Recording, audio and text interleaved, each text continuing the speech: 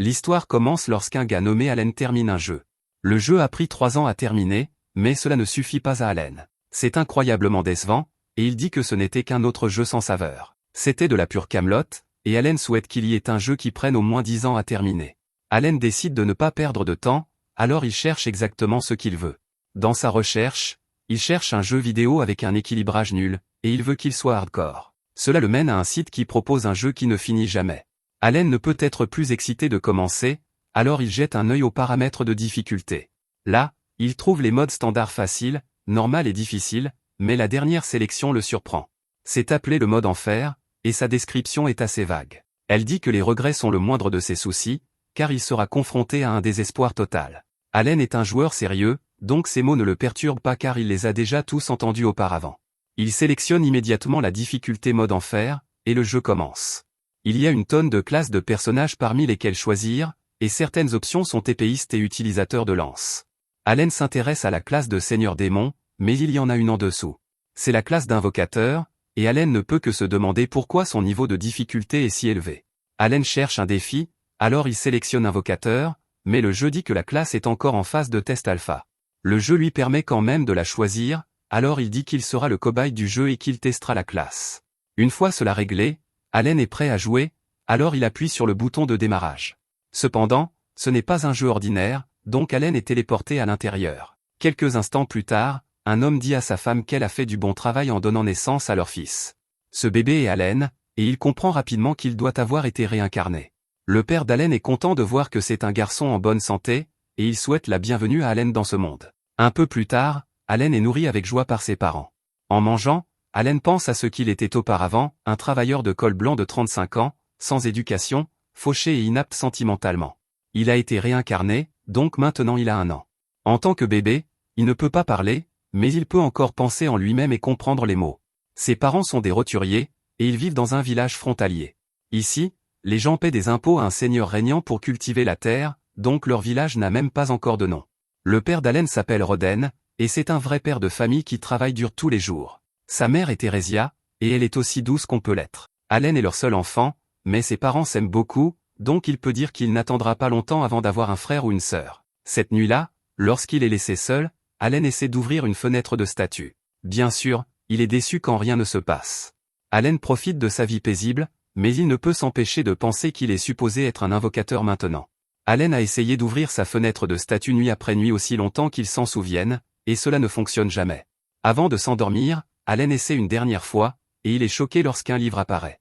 Il crie de surprise, et cela attire l'attention de ses parents, alors Allen cache le livre immédiatement. Heureusement, ses parents ne le voient pas, et ils supposent simplement qu'Allen parlait dans son sommeil. Après leur départ, Allen invoque à nouveau le livre. Il l'ouvre cette fois, et il est excité de commencer enfin son temps en tant qu'invocateur. Après une année entière d'essais, il peut enfin voir ses stats, et il y en a beaucoup d'autres. Sa classe est invocateur comme il l'a sélectionné, mais le livre a aussi beaucoup d'informations sur les détails de ses compétences d'invocation. Celles appelées invoquer et créer ont leur propre point d'expérience de compétences, ce qui signifie qu'elles monteront de niveau plus il les utilise. Allen est ravi de voir qu'il a déjà des invocations disponibles, et ce sont l'invocation d'insectes et l'invocation de bêtes. La lettre H est à côté des deux, alors Allen se demande si c'est le rang. Une autre page révèle un message laissé pour Allen par le dieu de la création. Le message remercie Allen de les aider, et il s'excuse d'avoir mis si longtemps à lui obtenir ce grimoire. Allen a sélectionné une classe qui est encore en test, donc il a fallu du temps pour finaliser la paperasse. Tout cela semble correct, mais le message dit aussi qu'il n'accepte aucune question ou annulation concernant la sélection de classe. Allen l'écarte simplement parce qu'il a hâte de commencer à invoquer des choses. Il essaie d'invoquer un insecte, mais rien ne se passe. Il essaie de dire les mots invoquer insecte de différentes manières, mais rien ne fonctionne. Il n'y a pas de guide de jeu ou de solution dans ce monde, donc Allen détermine qu'il devra vraiment se concentrer. Il doit comprendre cela lui-même, alors il se demande s'il doit d'abord utiliser la compétence de création. Il dit créer insecte cette fois, et quelque chose se passe enfin, disant créer insecte crée une carte, et une note indique qu'une carte insecte rang H a été créée. Allen est prêt à utiliser la carte pour réellement invoquer l'insecte, mais il entend un bruit. C'est sa mère, alors Allen doit faire semblant de dormir à nouveau. Allen réalise qu'il ne pourra rien invoquer sans être découvert, donc il devra attendre jusqu'à demain. Allen déteste qu'il devienne en fait assez somnolent, alors il maudit ce corps stupide d'1 an qu'il a. Allen s'endort peu après, et son grimoire disparaît. Le lendemain, Ses parents travaillent dur comme d'habitude, et la mère d'Allen l'aide à apprendre à marcher. Finalement, il est laissé pour sa sieste, mais Allen a d'autres projets. Il sort son grimoire et invoque immédiatement l'insecte. Cela provoque une immense quantité de lumière qui jaillit du livre, et heureusement, sa mère ne la voit pas. Des orbes de lumière flottent maintenant autour d'Allen, et il n'a aucune idée de ce qui se passe. Juste à ce moment, les lumières convergent toutes sur le livre, et un insecte en sort. La créature émet un bruit étrange en sautant, et Allen remarque que c'est une sauterelle géante. Il se demande si elle écoutera ses ordres, alors il lui ordonne de venir vers lui. Allen est encore un bébé, donc il peut à peine formuler des mots réels, mais les instructions sont assez claires. Malheureusement, elles sont inefficaces, car la sauterelle ne l'écoute pas du tout. Au lieu de cela, elle va juste dans la direction opposée, donc Allen détermine que c'est juste un insecte stupide. Allen cherche de l'aide à l'intérieur du grimoire, et il est ravi de voir que cela lui montre les stades de la sauterelle. Allen peut même lui donner un nom formel, alors il la nomme Danka. Allen remarque une section appelée bonus, et il se demande ce que cela signifie. Il y est écrit plus un d'endurance et plus un d'agilité, mais cela ne semble pas affecter la sauterelle. Juste à ce moment, Allen réalise quelque chose, alors il va vérifier ses propres stats à nouveau. Il est instantanément émerveillé car les bonus augmentent en fait ses propres stats. C'est encore plus génial que tout ce qu'il aurait pu imaginer, alors il crie. Malheureusement, cela attire l'attention de sa mère, et elle est horrifiée par la sauterelle. Elle l'écrase immédiatement, et Allen ne peut que pleurer son compagnon loyal, Danka. Après plusieurs jours à jouer avec ses compétences, Allen a finalement passé à la création de la bête. C'est une souris, et il a choisi le nom de Mouzi. Mouzi est stupide comme une pierre tout comme Danka, mais Allen ne peut pas se plaindre. Elles ne sont pas très intelligentes, mais elles utilisent leur capacité chaque fois qu'il le leur dit. Mouzi a la capacité de se précipiter, donc chaque fois qu'Allen lui dit de l'utiliser, Mouzi se précipite dans la pièce. Quant à Danka, sa capacité s'appelle saut. Allen a déterminé que ce monde fourmille de monstres puissants, et il sait qu'il ne pourra en vaincre aucun avec ses deux petits compagnons. Allen a aussi appris qu'il peut stocker jusqu'à 10 cartes d'invocation pour chaque créature, et la chose la plus importante sont leurs bonus. Par exemple, en empilant 10 cartes de Mouzi, la stat d'attaque d'Allen augmente de 10. Grâce à l'empilement de tant de cartes de Mouzi, Allen peut frapper suffisamment fort pour surpasser facilement ce que n'importe quel bébé normal peut faire. De plus, l'expérience requise pour monter en niveau des compétences et des personnages en mode enfer est 100 fois ce qu'elle est en mode normal. Juste à ce moment, Allen et sa mère accueillent Roden après son retour de chasse. Roden est un roturier, mais quand la saison froide arrive, il part chasser des monstres avec les autres hommes du village. Roden vient de vaincre un sanglier sauvage, et il veut savoir si Allen veut le voir. Allen ne peut même pas cacher son excitation car ce sera son premier regard sur un vrai monstre. Roden met alors Allen sur ses épaules, et la famille aimante dit au revoir avant de se séparer. Allen obtient son premier aperçu de ce à quoi ressemble ce monde à l'extérieur de la maison, et il est émerveillé. Roden pointe un troupeau de monstres, et il dit à Allen qu'il s'appelle des albirons. Ils se rassemblent et se dirigent vers le nord à cette période de l'année. Ce sont des monstres qui signalent l'arrivée de l'automne, et Roden révèle qu'il a nommé Allen d'après eux. Pour ces monstres, le ciel est la limite, et ils peuvent utiliser leurs ailes pour voler où ils veulent dans le monde. C'est ce qu'est vraiment la liberté, et c'est ce que Roden veut pour Allen. Malheureusement, Roden s'est fait gronder par Theresia, mais il sait que c'est ce qu'il mérite pour avoir nommé leur fils d'après un monstre. Finalement, ils arrivent à destination, et Allen est émerveillé de voir la taille du sanglier. C'est terrifiant de près, et Allen détermine qu'il ne pourrait pas battre cette chose dans un combat. Juste à ce moment, un gars nommé Gerta approche Roden. Gerta dit à tout le monde que le champion poids lourd d'aujourd'hui est arrivé, et tous les autres gars célèbres. Ils n'ont pu vaincre le sanglier que grâce à Roden, mais il est trop humble, et dit qu'il a juste eu de la chance. Roden dit à Allen de se présenter, donc Allen donne formellement son nom. Gerta est stupéfait car Allen n'a qu'1 an et il est déjà si civilisé. La fille de Gerta a le même âge, mais elle ne fait encore que parler de manière incohérente comme un bébé normal. Allen se demande à quel point ces sangliers sont forts, donc Gerta explique que ce sont des monstres de rancée. Ils sont vraiment coriaces, et il faut 20 gars pour en abattre un. Allen écoute très attentivement, et il est content d'entendre cette information car cela lui donne un point de référence pour déterminer la force des monstres. 10 mois plus tard, Allen crie de célébration car ses capacités de création et d'invocation ont atteint le niveau 2.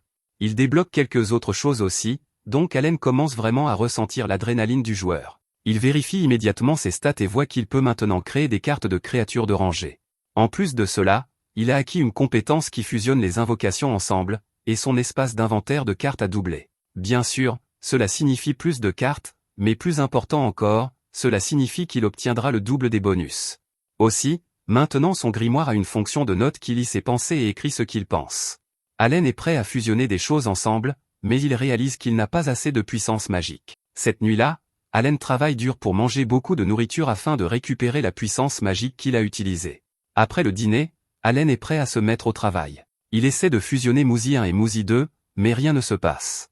Cela dit toujours qu'il n'a pas assez de puissance magique, mais il vient de la récupérer au maximum. Allen ne peut rien y faire pour le moment, donc il décide de créer une nouvelle carte d'invocation à la place. Il essaie de créer Beth G, mais une fois de plus, on lui dit qu'il n'a pas assez de puissance magique. Cela signifie qu'il ne peut rien fusionner ou créer de nouveau avec sa puissance magique maximale actuelle, donc Allen rejette tout cela sur le mode enfer qu'il a sélectionné. Un peu plus tard, nous voyons qu'Allen a 3 ans. Il est toujours au niveau 1, mais ses stats montrent qu'il a empilé plusieurs bonus. La plupart de ses stats naturelles sont à un seul chiffre, mais ses bonus ajoutent 10 et 20 points par-dessus. Il a maintenant une bête appelée Molly, et il peut la fusionner avec Hopper. Cela crée une carte oiseau G et donne à Allen plus 2 d'agilité et plus 2 d'intelligence. Allen nomme l'oiseau Chappie, et il l'invoque immédiatement. Chappie a la capacité d'imitation vocale, et Allen est émerveillé lorsque l'oiseau fait une imitation parfaite de sa voix. Ce sera très utile pour tromper les ennemis, donc Allen a hâte de l'utiliser. Allen invoque ensuite toutes ses créatures et leur fait utiliser leurs capacités. Il ordonne à Hopper d'utiliser provocation, donc la grenouille commence à sauter. Cela servira de bonne distraction sur le champ de bataille, donc Allen se tourne ensuite vers Molly. Il lui dit d'utiliser creuser, donc Molly creuse un énorme trou dans le sol. Ce sera génial pour créer des pièges, alors il dit à Molly qu'il a fait du bon travail. Ce sont toutes les invocations de rangée qu'Allen a créées il y a un moment, et il est content de leur utilité. Allen récite ensuite sa devise, qui est que si on domine les stats, alors on domine le jeu.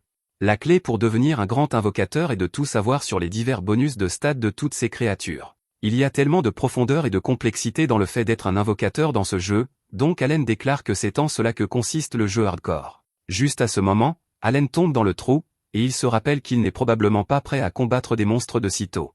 Une cloche sonne au loin, ce qui signifie qu'il est 15 heures. Allen redoute ce moment de la journée car quelque chose de terrible s'est produit. Une fille l'appelle, et nous voyons que c'est sa voisine nommée Krena. Allen déclare qu'il est Allen l'honorable, et Krena déclare qu'elle est Krena la féroce. Elle le défie en duel, et il accepte avec empressement. Cela ne pourrait être moins cool aux yeux d'Allen, mais il sait qu'il doit prendre ses combats de jeu avec Krena au sérieux. S'il n'agit pas comme un enfant normal, Allen craint que son secret ne soit découvert. Il saute immédiatement dans la bataille avec Krena, mais il est surpris par sa vitesse. Allen a investi tous les bonus de ses créatures dans l'agilité, et pourtant, il peut à peine suivre Krena. Finalement, sa pression d'attaque immense submerge Allen, et elle brise son épée. Il dit qu'elle est trop surpuissante, mais Krena déclare qu'elle ne fait que commencer. Ensuite, les parents d'Allen voient que Krena est venue jouer avec Allen. Elle déclare qu'elle vient de finir de le battre en duel, et Theresia fait remarquer qu'il commence à faire sombre dehors. Karna décide de rentrer chez elle, et nous voyons qu'Allen n'a pas pu bouger après avoir été vaincu. Theresia est de nouveau enceinte, donc Allen l'aide à porter ses sacs. Cette nuit-là, Allen dit à ses parents qu'il veut les aider à récolter de la nourriture car Theresia a un gros ventre maintenant. Ses parents sont surpris, mais Allen les assure qu'il peut le faire. Allen pense qu'il a maintenant l'endurance d'un adulte, donc il peut certainement aider. Theresia dit que les enfants comme Allen ne devraient pas avoir à travailler, donc ils devraient juste continuer à jouer avec Krena. Roden est d'accord avec elle, car il fait remarquer qu'Allen est déjà assez à la maison. Allen essaie d'insister, mais il est de nouveau repoussé. Roden fait remarquer qu'Allen finira par le faire de toute façon, donc il devrait juste profiter de la vie sans travail agricole tant qu'il le peut. Cela rappelle à Allen que leur famille sera des roturiers pour toujours, et il finira par grandir pour les aider. Aussi, travailler dans les fermes est à un niveau différent des tâches ménagères, et c'est vraiment épuisant. Ses parents ont raison de lui dire d'attendre, car Allen ne souhaiterait pas non plus ce genre de travail à son fils de 3 ans. Allen accepte d'attendre, donc ses parents sont ravis de l'entendre. Juste à ce moment, Theresia dit qu'elle a remarqué qu'Allen a lancé des pierres sur un arrière ces derniers jours. Elle se demande pourquoi, donc Allen rappelle à ses parents qu'ils lui ont dit qu'il y a des monstres dans la forêt à l'extérieur de la maison. On ne sait pas ce qu'ils feront, donc Allen jure de protéger sa mère des monstres avec les pierres. Ses parents trouvent cela adorable, mais au fond, Allen sait que ce n'est pas la vérité. En réalité, il ne faisait cela que pour voir s'il pouvait apprendre des compétences autres que l'invocation. Les parents d'Allen mentionnent ensuite à quel point ils aiment regarder Allen se battre contre Krena. Ils ont toujours l'air de s'amuser tellement, et Roden a hâte à leur cérémonie d'appréciation. Allen ne sait pas ce que c'est, donc ils expliquent que c'est quelque chose qui se produira quand il aura 5 ans. C'est une cérémonie divine, et elle déterminera quel genre de talent Allen a. Avec un peu de chance, ils disent qu'un bon talent aidera Allen à sortir de la vie de roturier. Allen a de grands espoirs pour ce jour, et il l'attend avec impatience. Un peu plus tard, Allen voit que Danka saute toujours comme un champion dans la neige. Il testait quelque chose, et maintenant il sait qu'il peut invoquer une créature pendant toute une journée sans aucun problème. Juste à ce moment, Krenna arrive, et il se lance dans la bataille. Allen est en grave désavantage parce qu'il est un invocateur, et Krenna gagne une fois de plus. Roden arrive pour saluer sa famille, et il voit qu'Allen a été assommé à nouveau. Juste à ce moment, Theresia est choquée lorsque Danka saute sur sa jambe. Elle tombe, et Allen ne réalise que maintenant qu'il a laissé Danka dehors. Heureusement, Theresia va bien, mais tout le monde panique car elle est sur le point d'accoucher. Roden envoie Krenna chercher sa mère, donc elle se précipite. Allen essaie désespérément de chauffer de l'eau, et il commence à souhaiter avoir joué à un simulateur d'accouchement avant de venir dans ce monde. L'eau est prête, donc Allen se demande quelle est la prochaine étape, mais Roden ne s'en souvient pas. Les gars commencent à paniquer encore plus, mais heureusement les parents de Krenna arrivent. La mère de Krenna dit aux gars de laisser les filles s'en occuper, et elle les chasse tous de la pièce. Des heures plus tard, les garçons retournent dans la pièce pour voir que tout s'est bien passé et que le deuxième enfant de la famille est né. C'est un autre garçon, donc Roden le nomme Mesh. Theresia adore ça, mais d'abord elle veut s'assurer que ce n'est pas un autre nom que Roden a pris d'un monstre. Roden ne peut pas le nier, mais Theresia rit. Elle aime toujours le nom, et tout le monde célèbre. Alors qu'Allen les regarde, il ne peut s'empêcher de se demander pourquoi il a été réincarné. Au début, il voulait juste jouer à un jeu hardcore avec un équilibrage nul, mais il réalise quelque chose maintenant.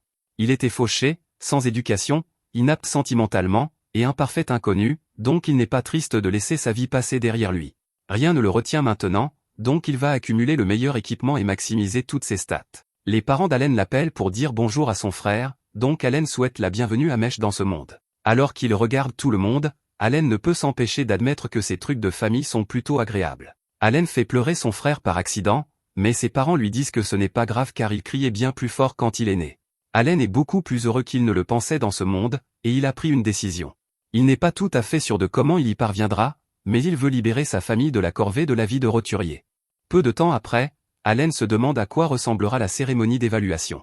Rodin explique que c'est un événement spécial auquel tout le monde doit participer lorsqu'ils atteignent l'âge de 5 ans. S'il s'avère qu'Allen a un talent, alors il pourrait peut-être s'élever de la vie de roturier. Le seul hic, cependant, est qu'avoir du talent signifiera aussi qu'il aura des rivaux.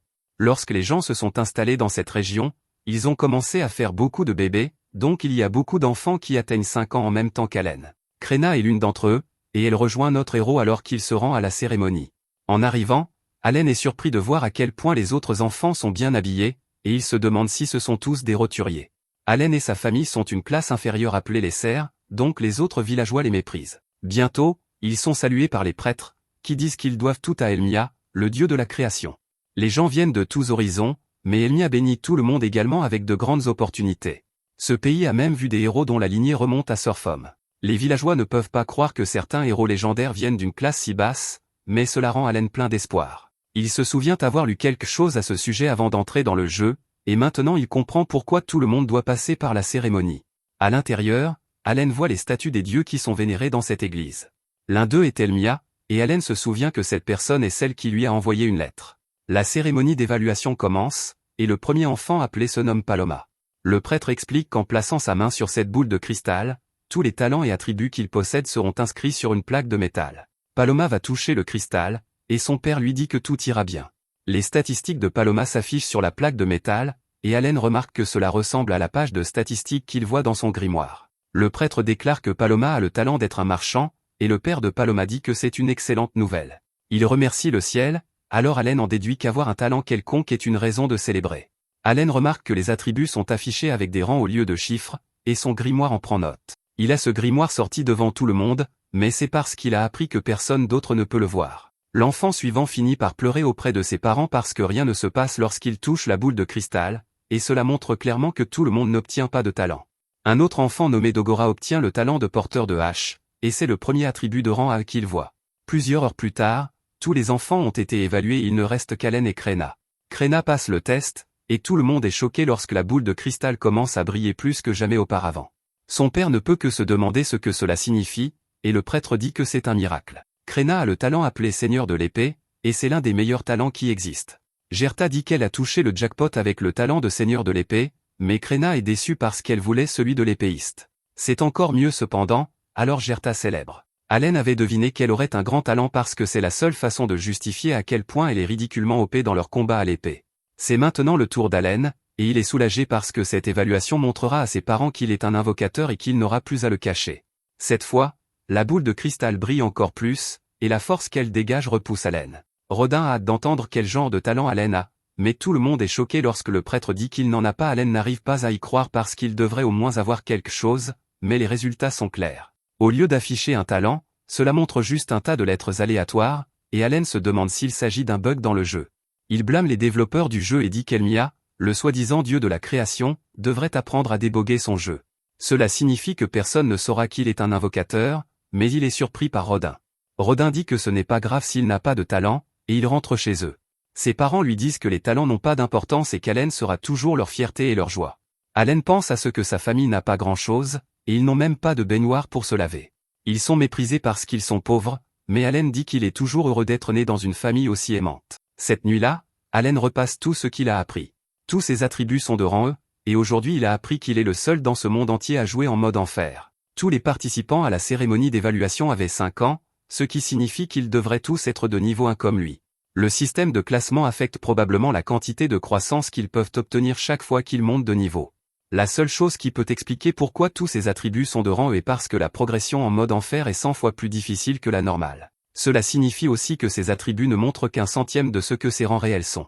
Allen était coincé dans une boucle à jouer à des jeux faciles, et maintenant il est entré dans le jeu le plus difficile de tous les temps.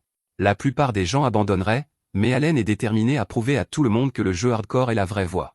Ces lettres aléatoires au lieu d'un talent étaient clairement un bug, alors Allen décide d'écrire des lettres de réclamation à l'équipe de développement. Plus tard, Allen et sa famille vont à la célébration de Krenna.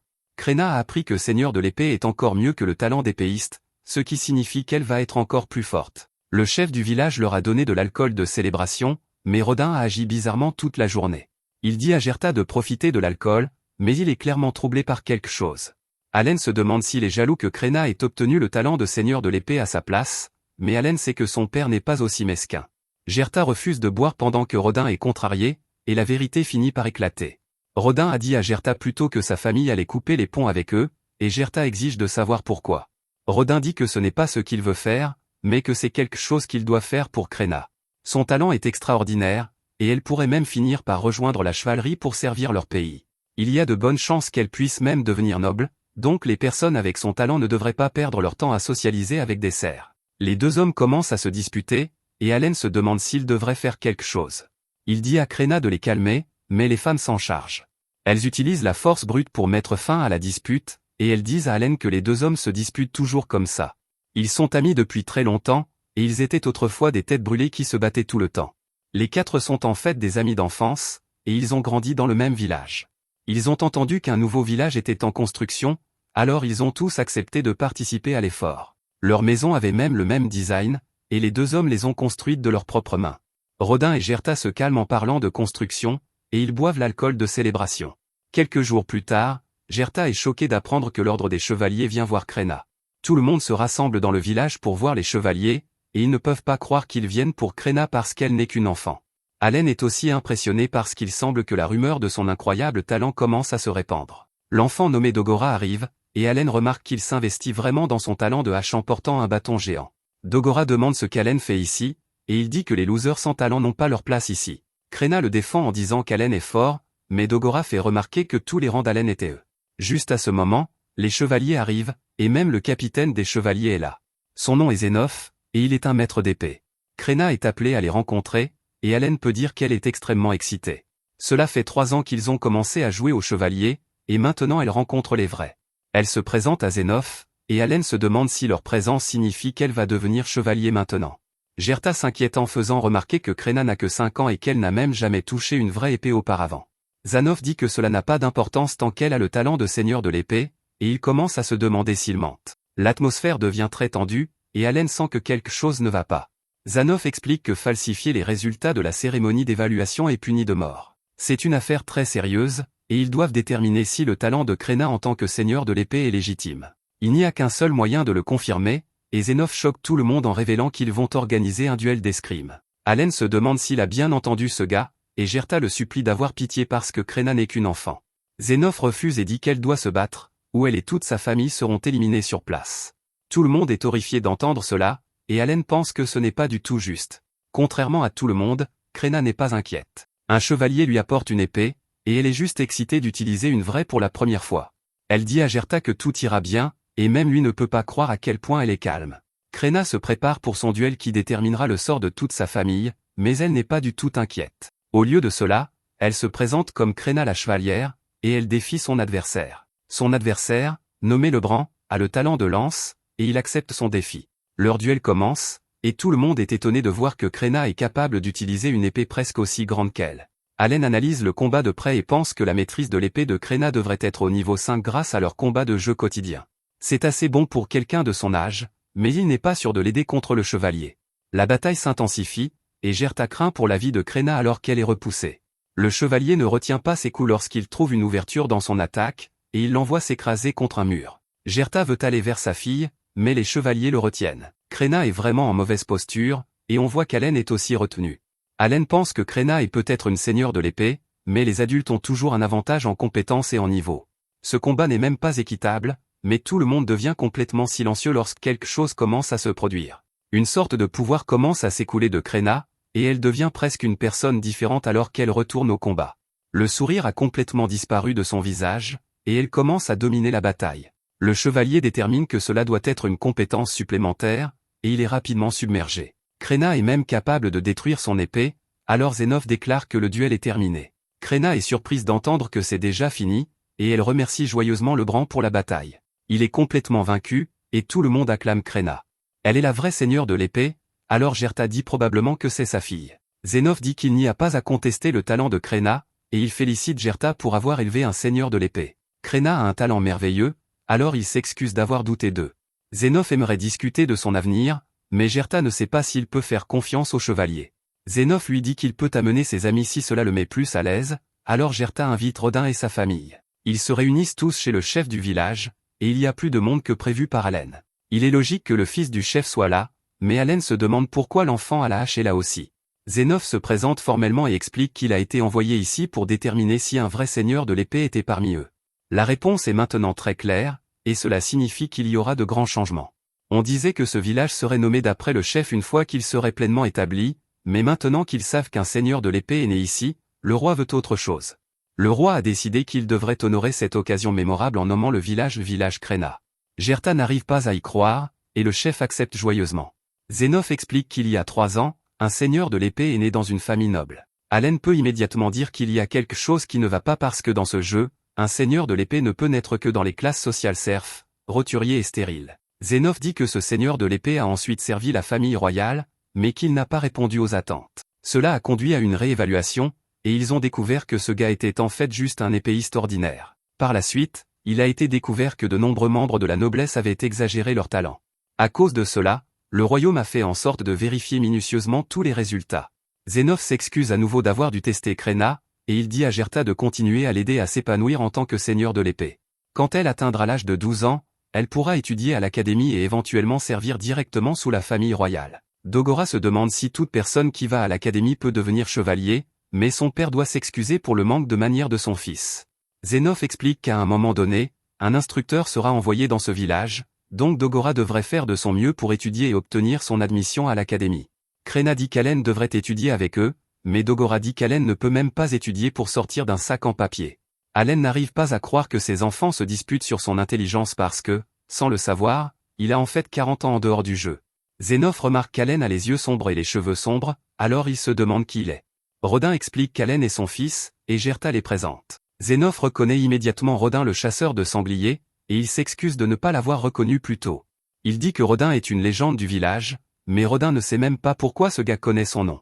Il s'avère que le baron apprécie énormément la viande de grands sangliers fournie par ce village. D'après ce qu'ils ont entendu, Rodin est l'homme responsable du rôle le plus dangereux lors des chasses. C'est un éloge du baron lui-même, alors Allen dit que son père est une superstar. Après s'être séparés, Rodin dit que Krenna sera probablement chevalier un jour. Ce que Zénov a dit prouve aussi que des cerfs comme Rodin le chasseur de sangliers peuvent être reconnus par les grands pontes. Rodin dit qu'il devrait toujours continuer à travailler parce qu'on ne sait jamais quel bien en viendra. Allen est d'accord, et il le sait mieux que quiconque jouant à ce jeu en mode enfer. Juste à ce moment, Allen révèle qu'il a subtilisé une partie de la nourriture du dîner pour pouvoir la donner à sa mère et à Mash. Il se demande si c'était mal de faire cela, mais Rodin révèle qu'il a fait la même chose. Quelque temps plus tard, Allen crie d'excitation parce qu'il a enfin fait monter de niveau sa compétence d'invocation. Il a maintenant la compétence améliorée, et il se demande si cela signifie qu'il peut rendre son invocation plus forte. Allen a également débloqué des créatures de rang F, mais il doit encore les fusionner pour en obtenir de nouvelles. Allen se demande quel type il a obtenu cette fois, et il espère avoir obtenu quelque chose comme un dragon. Pour couronner le tout, l'espace d'inventaire d'Allen est passé de 20 à 30, ce qui signifie qu'il pourra obtenir encore plus d'amélioration de ses monstres. Cela fait 2 années complètes depuis qu'il a fait monter en niveau sa compétence d'invocation, mais c'est ainsi quand on joue à un jeu au niveau de difficulté le plus élevé. Ce soir-là, Allen fait le ménage après le dîner avant de se préparer à expérimenter ses nouvelles compétences. Il remarque que la cicatrice que Rodin avait sur le bras a disparu, alors Rodin explique ce qui s'est passé plus tôt. Lors de la chasse au sanglier d'aujourd'hui, Rodin a passé quelque chose appelé l'épreuve des dieux. L'épreuve des dieux est un moment spécial qui se produit occasionnellement pendant une chasse, le chasseur ressent une soudaine explosion d'énergie qui élimine toutes ses blessures et son épuisement.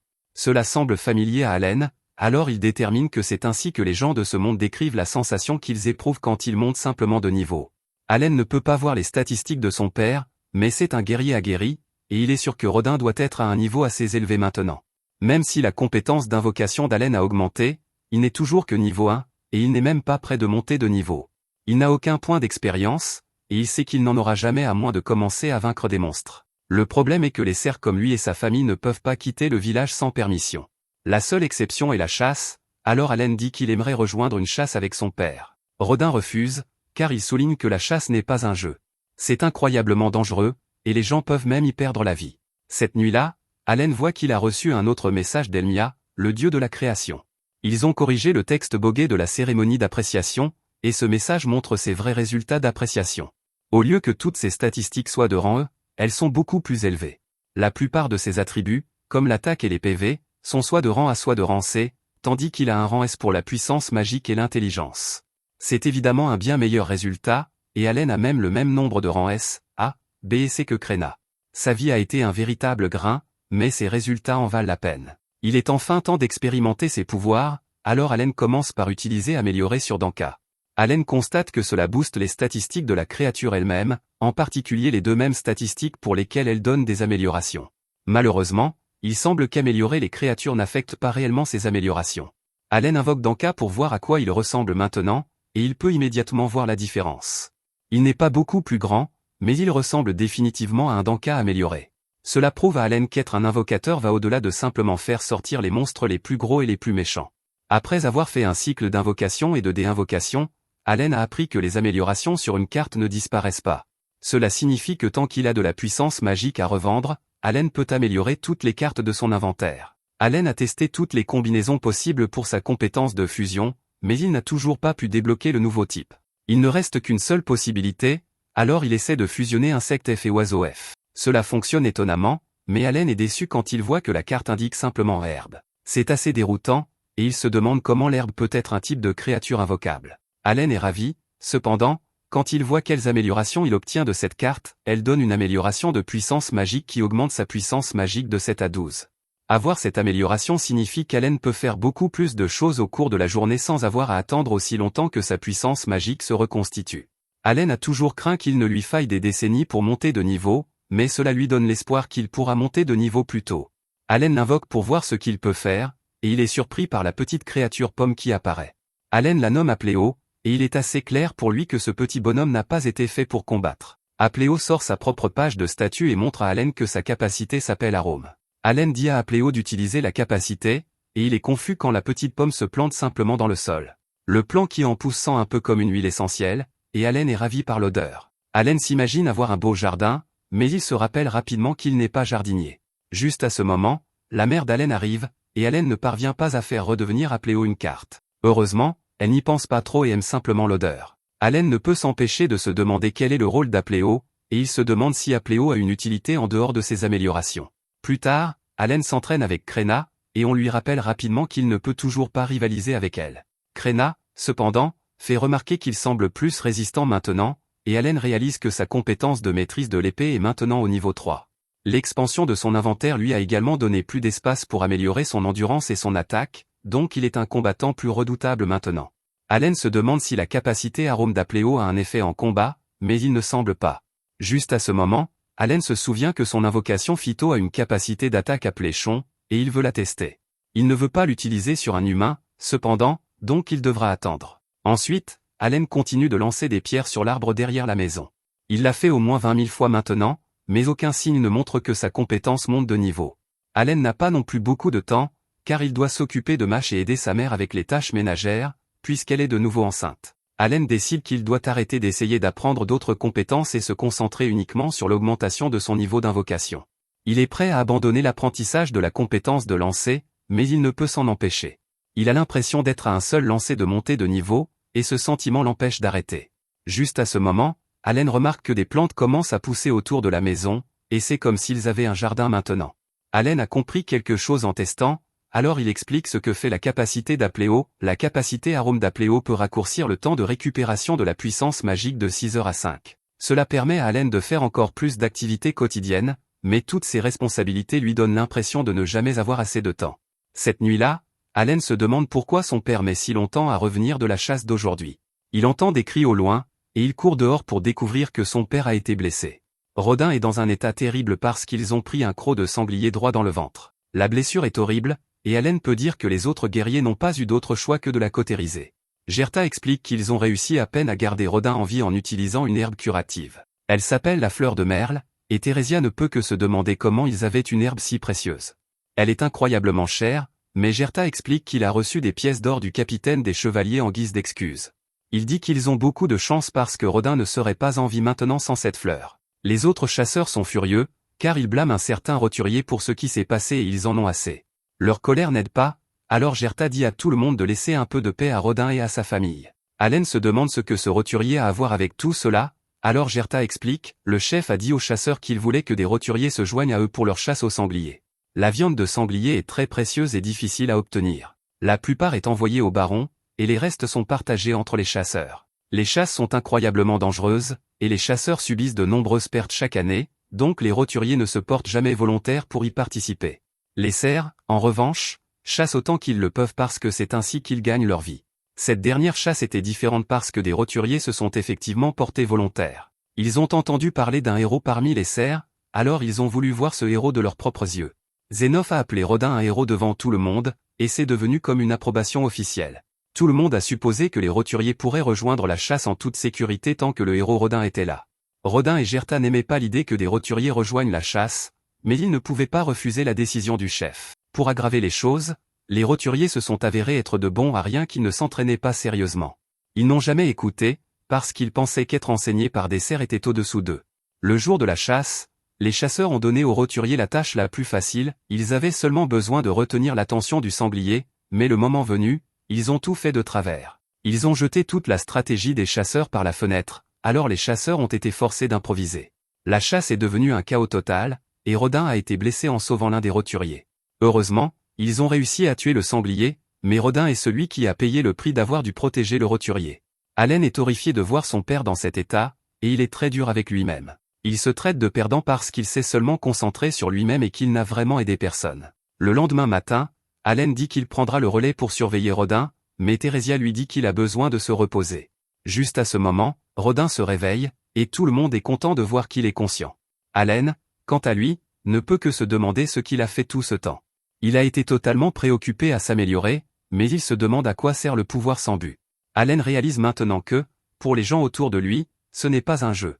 C'est un monde cruel, et ils font tout ce qu'ils peuvent pour y survivre. Gerta arrive pour livrer la part de viande de sanglier de Rodin, et il dit à la famille qu'ils n'ont rien à craindre. Ils vont s'assurer qu'ils sont bien pris en charge pendant l'hiver pour que Rodin puisse se concentrer sur sa guérison. Allen dit aussi à son père de tout lui laisser, et il promet de protéger leur famille. Allen n'a jamais été aussi sérieux, donc tout le monde est choqué par sa détermination. Ce ne sont pas de vaines paroles, car Allen reprend beaucoup des responsabilités de son père. Il va chercher l'eau pour toute la famille, mais les autres hommes font remarquer qu'il met trop d'eau dans ses seaux. Allen les assure qu'il ira bien, et il les choque tous en portant autant. Allen a décidé qu'il est temps d'arrêter de faire semblant, car il devra montrer une partie de son vrai pouvoir pour prendre soin de sa famille. Ce village a déjà un héros en devenir nommé Kréna, donc ce ne sera pas un problème si un cerf sans talent comme lui attire un peu plus l'attention. À partir de ce jour, Allen a décidé de déverser chaque amélioration dans ses statistiques physiques. C'est un revirement complet par rapport à ce qu'il faisait avant, car il abandonne maintenant toutes ses statistiques de puissance magique. C'était une décision difficile, mais Allen a décidé que la famille passe en premier. Plus tard, Allen va apprendre à récolter des pommes de terre. Gerta est celui qui lui enseigne, et il explique qu'Allen devra utiliser ses 2 mains pour tirer les pommes de terre par la racine. Allen l'étonne quand il parvient à les tirer d'une seule main, et Gerta se rend compte qu'Allen est beaucoup plus fort qu'il ne le pensait. Allen dit qu'il tient cela de son père, et il se met immédiatement au travail. Après qu'Allen ait fini, il déplore que le baron obtiendra la moitié de tout même s'il a fait tout le travail. Juste à ce moment, le chef du village arrive, et il a amené le roturier pour s'excuser. Le gars dit désolé, et il remercie Rodin de l'avoir sauvé. Allen pense qu'une excuse n'aidera en rien, mais Rodin est beaucoup plus indulgent. Il dit au gars d'être plus prudent la prochaine fois, et Allen est en admiration devant son père. Theresia est dure avec le gars, car elle souligne que Rodin a presque perdu la vie à cause de lui. Elle souligne que tout le monde a une famille à laquelle revenir, quel que soit son statut social, alors elle lui dit de garder cela à l'esprit. Les autres chasseurs arrivent, et ils sont tous contents de voir que Rodin va beaucoup mieux, certains d'entre eux veulent même qu'il les rejoigne pour leur prochaine chasse, alors Theresia doit leur dire que Rodin est encore en convalescence. Quelque temps plus tard, Allen libère de l'espace dans un champ pour tester quelque chose. Il invoque un tas de ses grenouilles et met en place un petit piège. Il fait utiliser à ces grenouilles leur capacité de provocation, et Allen attend patiemment à proximité. Il sait que ce piège est assez cliché, mais il pourrait lui rapporter quelques oiseaux sauvages qui aideront sa famille à survivre à l'hiver. Malheureusement, rien ne vient, alors Allen se demande si la portée de cette capacité n'est pas assez large. Il est prêt à retourner à la planche à dessin pour élaborer un nouveau plan, mais il est choqué quand un oiseau sauvage apparaît enfin. Cet oiseau s'avère être bien plus coriace que prévu, car il détruit complètement son piège. Il commence à anéantir toutes les grenouilles, et Allen réalise que cet oiseau est un albaharin. Allen pensait que la capacité attirait quelques petits oiseaux, alors il est horrifié de voir qu'elle a en fait attiré un monstre de Rambé. Cet oiseau dont il porte le nom a l'air plutôt coriace, alors Allen décide de simplement s'enfuir. Juste à ce moment, Allen se souvient que sa compétence améliorée est maintenant au niveau 2. Cela peut augmenter les statistiques de ses créatures de plus 10 à plus 20, et il a déjà amélioré chaque invocation dans tout son inventaire. S'il y avait un moment pour combattre un monstre, ce serait maintenant, alors Allen décide de tenter sa chance. Combattre l'aidera à protéger sa famille, et en plus, les joueurs hardcore ne reculent jamais devant un défi. Allen parvient à porter une attaque sur la bête, et il est immédiatement repoussé. Il contre-attaque en invoquant un tas de phytos, et ils envahissent l'oiseau géant. Allen célèbre trop tôt, cependant, car la bête puissante les détruit. Allen prend un autre coup, et il remarque que cette attaque fait beaucoup plus mal que la première. Il réalise seulement maintenant qu'il a perdu des améliorations pour chaque créature invoquée que l'oiseau a vaincue, et cela le rend plus faible. C'est le principal inconvénient d'être un invocateur, et le corps d'Allen l'abandonne maintenant. La situation ne fait qu'empirer alors que l'oiseau s'apprête à mettre fin à ses jours, et Allen se demande si ce sera sa fin. Allen essaie désespérément de trouver un moyen de sortir de cette situation, mais la bête est prête à mettre fin à ses jours. C'est alors qu'Allen appelle ses monstres ventouses, et ils parviennent à infliger des dégâts. Allen ne les avait jamais testés auparavant, mais il est clair maintenant qu'il possède une sorte d'attaque de drainage d'énergie. Allen est bien plus faible après avoir perdu tant de ses invocations et de leurs bonus, mais ce ne sera pas un problème s'il peut continuer à drainer l'énergie de l'oiseau. Allen appelle davantage de ses monstres, ce qui leur permet de porter une attaque directe. Grâce aux ventouses qui drainent son énergie, Allen parvient à vaincre l'oiseau géant, et le grimoire d'Allen révèle quelque chose d'incroyable. Allen vient de vaincre un albaharin, il a donc gagné 100 points d'expérience pour ses efforts. Allen célèbre sa victoire, car il vient de vaincre son premier monstre, et cela lui procure une sensation qu'il n'a jamais ressentie auparavant. Tout le monde à la maison est choqué lorsqu'il ramène l'oiseau, et il se demande ce qui s'est passé. Allen dit simplement qu'il s'est posé à proximité et qu'il a pu le prendre par surprise. Gerta remarque que l'oiseau porte des marques de morsure, il se demande donc si Allen a mordu la chose lui-même. Allen ne veut pas révéler ses véritables pouvoirs, alors il dit qu'il a dû le mordre sans s'en rendre compte. Gerta dit à Rodin qu'il va le saigner pour eux, et il demande à Allen de l'aider. Gerta explique que saigner l'oiseau réduit son poids de moitié, mais que seule la moitié de ce qui reste sera comestible. Le bec de l'oiseau peut être assez précieux, et ses ailes devraient aussi rapporter pas mal d'argent. Allen écoute attentivement, et il est simplement content que Gerta soit prêt à lui apprendre tout cela. Malheureusement, ils devront payer une taxe de 60% pour un monstre de ce rang. La classe supérieure ne taxe pas les monstres de rang inférieur, mais cet oiseau est un rang D. Allen est stupéfait lorsque Gerta sort le noyau magique de l'oiseau, mais malheureusement, cela entre aussi dans la taxe. Gerta fait remarquer qu'un enfant comme Allen ne doit chasser que parce que Rodin a été blessé. Cependant, ils pourront utiliser ce fait comme un levier pour négocier une plus grande part avec le chef. C'est alors qu'Allen dit qu'il a une idée, et ils vont parler au chef. Gerta essaie de dire au chef qu'ils lui donneront les ailes de l'oiseau tant qu'ils pourront garder le reste. Le chef doit refuser cette offre parce que le baron a demandé qu'il livre encore plus de viande cette année. Gerta ajoute la pierre magique pour améliorer l'offre, mais cela ne suffira toujours pas pour le baron. C'est là que le plan d'Allen entre en jeu. alors que les deux hommes utilisent la culpabilité pour convaincre le chef. Ils disent que leur village meurt de faim parce que le grand héros Rodin n'est plus capable de partir à la chasse, et Allen dit qu'il a des vertiges à cause de la faim. Gerta maudit ce monde cruel, et il se demande qui est responsable de cela. Le chef sait que c'est lui, alors il leur permet de garder la plus grande partie de l'oiseau. Les véritables intentions d'Allen sont alors révélées lorsqu'il dit que cela signifie qu'ils pourront garder toute la viande à partir de maintenant, à condition de remettre les ailes et les pierres magiques. Gerta fait remarquer qu'il serait de toute façon très difficile d'attraper un autre albaharin, alors le chef accepte, s'ils ont la chance d'en attraper un autre, alors ils pourront garder toute la viande et se contenter de remettre les ailes et les pierres magiques. Allen se remet aussitôt au travail et prépare un autre piège. Cette fois, 2 albaharins arrivent, mais Allen a maintenant de l'expérience. Il met ses grenouilles en sécurité et utilise immédiatement des ventouses pour drainer l'énergie des oiseaux. Alors qu'ils s'affaiblissent, Allen les frappe avec la pierre et envoie un groupe de phytos pour attaquer. Les puissants oiseaux essaient de riposter, mais ils ne sont pas assez faibles pour qu'Allen les achève avec son épée. Allen est parti à la chasse une fois tous les 3 jours depuis qu'il a battu ce premier oiseau, et c'est la première fois qu'il ne perd aucune invocation. C'est une victoire parfaite, et il gagne 200 points d'expérience. Cela porte son total à 1000, et fait passer Allen au niveau 2. Allen est ravi de voir qu'il a récupéré tous ses PV et PM après avoir monté de niveau. L'augmentation de ses statistiques n'est que de 60% de ce qu'elle devrait être, ce qui lui fait réaliser qu'il ne bénéficie pas pleinement de sa montée de niveau. C'est probablement parce qu'il joue en mode enfer, mais Allen dit que c'est quand même un moment de célébration. Il a monté de niveau, et plusieurs de ses statistiques augmentent également. Cela fait 6 ans qu'il est arrivé dans ce monde, et Allen vient enfin de monter de niveau pour la première fois. C'est ce que les gens de ce monde appellent passer l'épreuve des dieux, et c'est une sensation incroyable. Allen ne pourrait pas être plus heureux, et il se demande si c'est le moment de dire la vérité à sa famille. Allen rentre chez lui, et Rodin est choqué de voir qu'il a réussi à capturer 2 albaharins cette fois. Rodin semble remarquer quelque chose, mais il n'y a pas le temps d'expliquer car Allen se souvient qu'il doit s'entraîner avec Kréna. Alors qu'il se fait battre, Allen pense qu'après la chasse d'aujourd'hui, il a atteint son objectif de capturer 10 albaharins. Une fois la viande séchée, sa famille aura de quoi passer l'hiver. La seule chose qu'il reste à faire est d'échanger du bois de chauffage. Il y a beaucoup d'albaharins à cette période de l'année, alors Allen pense qu'il pourrait essayer d'atteindre le niveau 3 en chassant 20 de plus. Après leur combat, Allen rentre chez lui pour parler à ses parents. Il leur dit de se préparer et révèle qu'il a entendu un oracle de Dieu alors qu'il avait 1 an. Allen parle en imitant ce qu'il imagine être la voix du Dieu, et dit que le Dieu lui a dit qu'il le bénirait avec puissance et sagesse. Ses parents se demandent ce que cela signifie, alors Allen explique que cela signifie qu'il est plus intelligent et plus fort que la moyenne. Cependant, le Dieu lui a aussi dit qu'il affronterait des épreuves dépassant même ce que 100 hommes pourraient accomplir. Ses parents se sentent horribles à l'idée qu'ils doivent endurer de telles épreuves, et Rodin réalise qu'Allen a dû surmonter l'une de ces épreuves plus tôt dans la journée. Rodin le sait car la coupure qu'Allen avait sur le visage en combattant le premier oiseau a disparu. Les parents d'Allen se demandent pourquoi sa cérémonie d'appréciation s'est si mal passée, alors Allen révèle qu'Elmia l'a aussi contacté à ce sujet. La raison pour laquelle ses attributs sont classés si bas et qu'ils prennent en compte la progression plus lente de ses épreuves, et la raison pour laquelle on dit qu'il n'avait pas de talent et que son talent était tout simplement trop nouveau pour être reconnu. Rodin est ravi d'apprendre qu'Allen a bien un talent, mais Allen lui dit qu'il ne sait pas encore ce que c'est.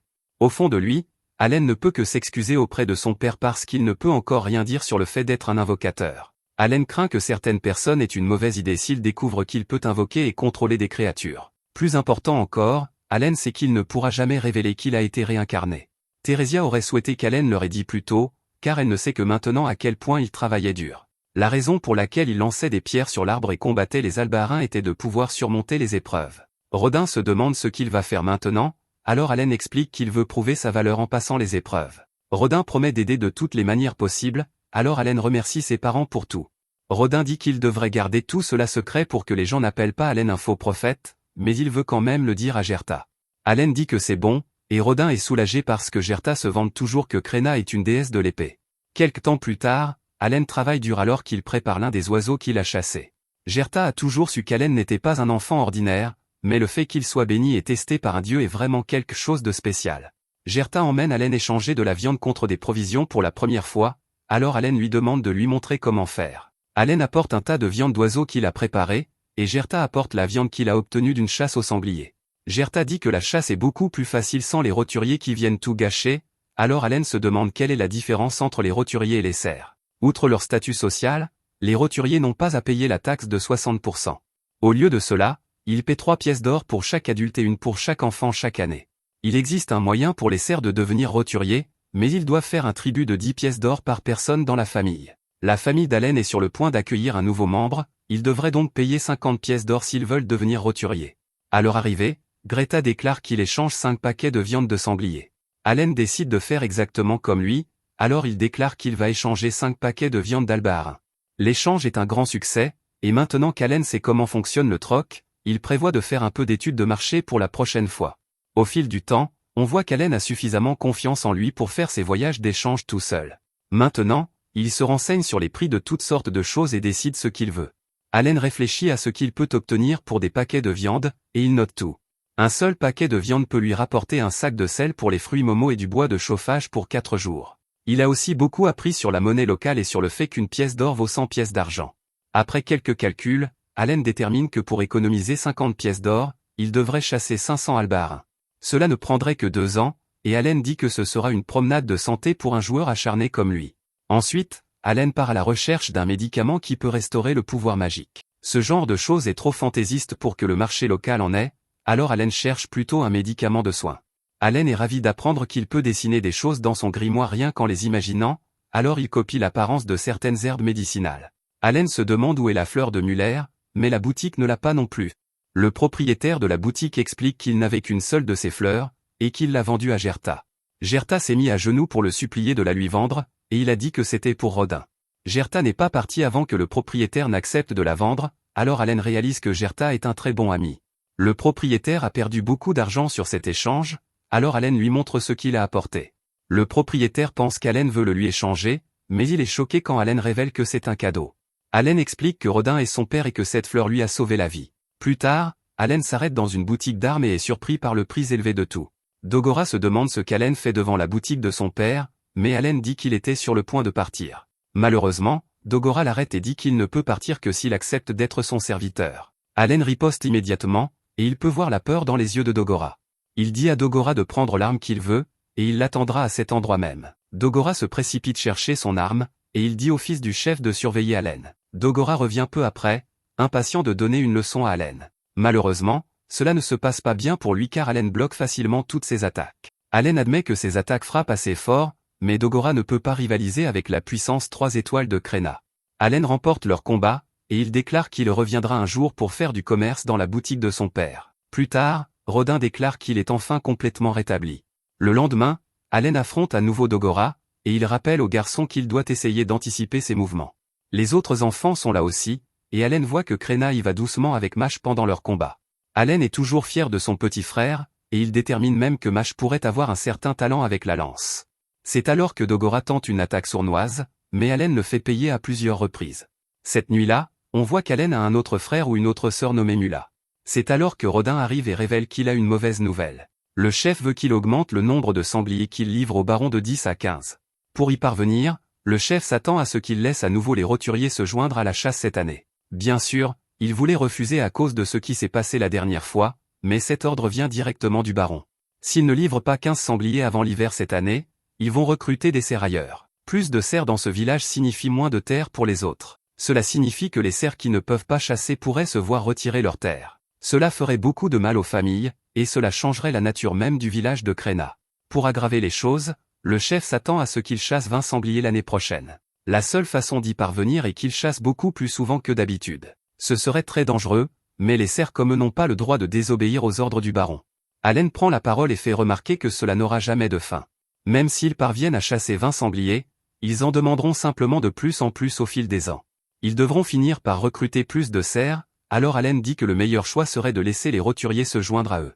Gerta fait remarquer que les roturiers sont inutiles au combat, mais Allen dit que ce sera simplement à eux de les rendre utiles. Allen rappelle à tout le monde qu'il a la sagesse que lui a accordée Elmia, mais au fond de lui, il pense à ce qu'il veut vraiment dire, il a passé d'innombrables heures dans de nombreux jeux à rendre ses personnages aussi forts que possible. Cela signifie qu'il sait comment intégrer un débutant dans un groupe afin qu'il puisse acquérir en toute sécurité l'expérience nécessaire. Allen dit qu'il a les connaissances pour faire cela correctement, alors il leur dit de le laisser s'en occuper.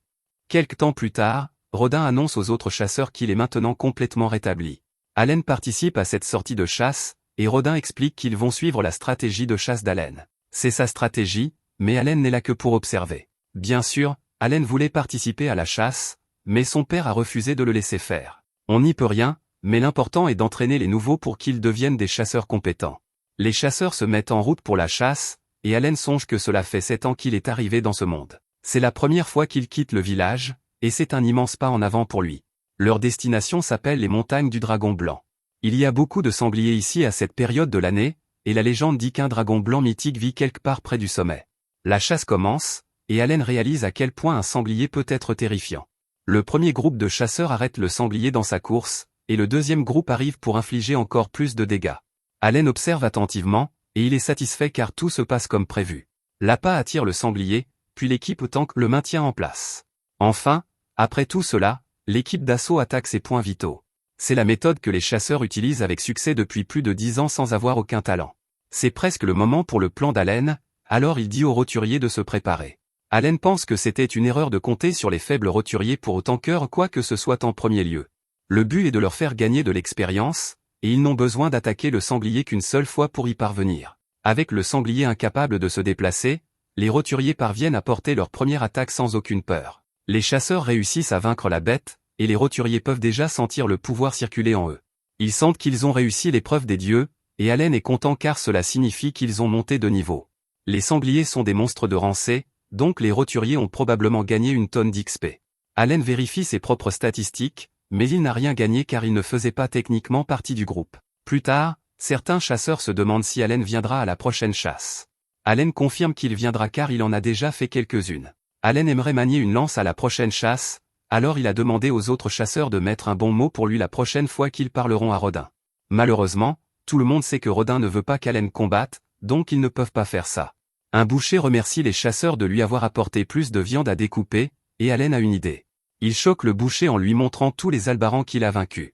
Allen explique qu'il y en a trop pour qu'il s'en occupe, alors il aimerait que le boucher les découpe. Allen ne lui demande pas de le faire gratuitement, alors il dit qu'il donnera au boucher 2 paquets de viande pour chaque oiseau dont il s'occupe. Le boucher ne pourrait pas être plus heureux de cette offre, alors il se met au travail. Allen pense que ces oiseaux ne font pas partie des réserves de nourriture de sa famille. Au lieu de cela, il a juste besoin que le boucher les dépèce pour qu'il puisse vendre la viande. Le but d'Allen est toujours de gagner 50 pièces d'or pour sortir sa famille du servage. Lors de la prochaine chasse, Allen pense que les choses se passent bien. En ajoutant progressivement de nouvelles personnes à l'équipe, ils auront finalement assez de monde pour faire 2 groupes. Ensuite, ils pourront doubler le nombre de sangliers qu'ils peuvent chasser. C'est alors que la chasse commence exactement comme la première. Les chasseurs immobilisent le sanglier, et Gerta appelle les nouveaux pour qu'ils portent leur attaque. Les nouveaux sont maintenant bien plus confiants, et ils aident à abattre la bête. Ils sentent qu'ils viennent de réussir une autre épreuve des dieux, et ils se sentent beaucoup plus forts. Allen jette un coup d'œil à son grimoire, et il est ravi de voir qu'il a gagné un tas de points d'expérience et qu'il a même monté de niveau. C'est arrivé parce qu'Allen a commencé cette chasse avec un plan secret. Juste avant que les chasseurs n'arrêtent le sanglier, Allen a invoqué Danka. Heureusement, ces créatures peuvent être invoquées à n'importe quel endroit qu'ils marquent du regard dans un rayon de 50 mètres. Tant que l'une de ces créatures est attaquée, cela suffit à compter Allen comme participant au combat. Danka s'est fait écraser par le sanglier, donc Allen a obtenu les points d'expérience pour avoir été dans le combat. Il a dû sacrifier une de ces créatures, mais Allen est prêt à faire tout ce qu'il faut pour monter de niveau en tant que hardcore gamer. Après avoir célébré le nouvel an chez le chef, Allen et Krena rentrent chez eux. On leur a offert des cadeaux, et Allen se demande si c'est censé être une récompense pour avoir atteint le quota de 15 sangliers l'année dernière. Allen célèbre ensuite l'année avec sa famille, et il profite d'un festin. Rodin dit qu'il ne devrait avoir aucun problème à atteindre le quota de 20 sangliers de cette année, et c'est grâce à Allen et à son plan pour entraîner les nouveaux. Les hommes remarquent qu'Allen a apporté de l'alcool de fête, et Allen explique que c'est du chef. Les hommes sont prêts à vraiment célébrer, et Allen pense qu'il a son père exactement où il le veut. Allen dit à Mash qu'il devrait faire un peu plus d'entraînement à la lance. Krena veut se joindre à eux, mais Allen dit qu'ils doivent se concentrer sur le développement du talent de Mash. Il explique que Mash a beaucoup de potentiel en tant qu'utilisateur de lance, et les pairs se demandent ce qu'il veut dire. Ils sont toujours plus intéressés à boire l'alcool, mais Allen fait remarquer que le chef le lui a donné. Il leur propose de le leur donner, mais seulement s'ils le battent dans un concours. S'ils gagnent, ils obtiennent l'alcool, mais si Allen gagne, il veut pouvoir manier une lance lors de chaque chasse au sanglier cette année. Rodin accepte les conditions, alors les hommes se demandent en quoi consistera ce concours. Allen les surprend en révélant qu'ils vont faire un concours de bras de fer. Gerta déclare qu'il ne va pas y aller doucement avec lui et qu'il sera le premier adversaire d'Allen. Allen est prêt, cependant, car il a rempli son inventaire de cartes phyto rien que pour ça. Cela signifie que tous ses buffs sont actuellement en puissance d'attaque. En plus de cela, Allen est maintenant niveau 6, donc il est sûr qu'il va gagner. Le match commence, et Gerta est complètement pris au dépourvu par la puissance d'Allen. Allen choque alors tout le monde en claquant la main de Gerta sur la table. C'était beaucoup plus serré qu'il ne le pensait, et il détermine que la statistique d'attaque de Gerta doit être quelque part entre 150 et 200. C'est au tour de Rodin ensuite, et il n'arrive pas à croire qu'Allen en soit déjà à l'âge où il le défie. Allen est prêt à ce que tout le monde commence à le voir comme un adulte, et il sait que cela demandera beaucoup de travail. Il devra travailler plus dur que quiconque, et tout commence par augmenter ses stats en montant de niveau. Leur match commence, et la force de Rodin est évidente alors que son énorme biceps menace d'exploser. Ce match est une vraie lutte, et Rodin finit par gagner. Allen n'a d'autre choix que d'accepter sa défaite, et il détermine que la statistique d'attaque de Rodin doit être bien au-dessus de 300. Alors que les pairs profitent de leur victoire, Allen dit que la puissance d'attaque de Gerta est probablement de rang D et celle de Rodin est plutôt de rang C. Allen a perdu le concours, mais il a au moins pu avoir une référence de la force que peuvent atteindre les gens qui jouent en mode normal. Rodin reconnaît qu'Allen est plutôt fort, mais il ne le laissera toujours pas chasser de sanglier tant qu'il n'aura pas ce qu'il faut pour le battre. Allen accepte d'attendre, mais il prévoit de tenir son père à sa promesse. Quelque temps plus tard, la capacité d'invocation d'Allen monte encore un peu plus. Ses statistiques montrent qu'il a maintenant débloqué des créatures et même un nouveau type de créature. Il devra expérimenter la fusion pour voir de quel type il s'agit, mais il a maintenant bien plus de puissance magique, et il n'a pas à s'inquiéter d'en manquer. Allen explique que l'ampleur des buffs fournis par les créatures invoquées est proportionnelle à leur niveau. Allen a reçu 10 emplacements supplémentaires dans son inventaire, donc il devrait obtenir un bonus significatif s'il le remplit avec 40 cartes de rang E.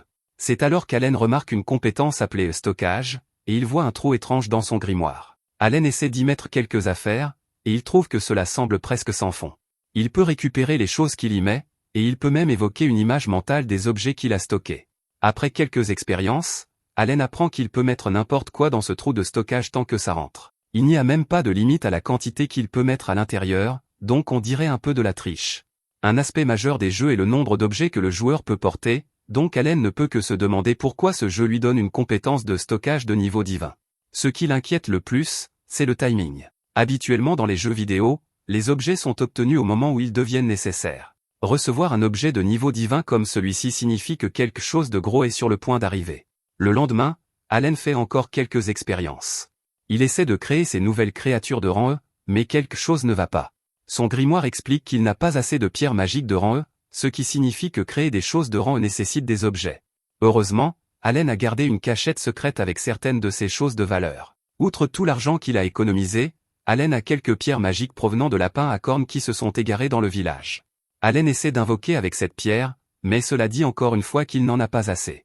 Il essaie de mettre la pierre magique dans son stockage, et cela fonctionne enfin. Allen réalise que c'est à cela que sert le stockage, et il voit qu'il a pu invoquer un papillon de rang E. Cette chose est beaucoup plus grosse qu'il ne l'avait imaginé, et il craint que sa mère ne le voie. Heureusement, elle ne remarque rien, alors Allen célèbre avec sa nouvelle créature. Quelques instants plus tard, Allen se retrouve face à face avec une créature terrifiante, mais il s'avère qu'il a juste été effrayé par sa propre invocation. Cette bête terrifiante est un tigre à dents de sabre de rang E, et c'est maintenant la créature la plus forte qu'Allen puisse invoquer. Un coup d'œil à ses statistiques révèle que ses buffs augmentent les stats d'Allen de 10. C'est plus du double de ce que font les rangs F, et Allen nomme le tigre Tama. Allen essaie de fusionner le tigre avec le papillon, mais rien ne se passe. Il se souvient de stocker d'abord la pierre magique, et cela fonctionne à nouveau. Fusionner le tigre et le papillon donne un oiseau de rang E. Allen détermine qu'il aura besoin de beaucoup plus de pierres magiques, ce qui signifie qu'il devra trouver plus de lapins. Malheureusement, Rodin explique qu'ils ont créé un fossé autour du village pour les protéger des dangereux lapins à cornes. Ce n'est pas bon pour Allen, alors il essaie de réfléchir à un plan.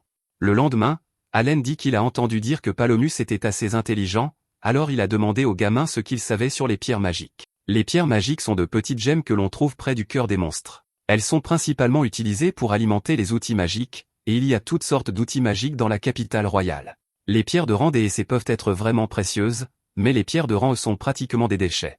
Celles de rang E peuvent être trouvées simplement en train de traîner par terre, donc Palomus en trouve une.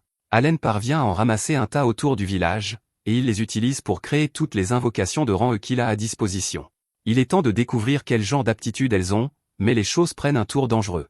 Un sanglier sauvage attaque Allen de nulle part, et il est gravement blessé.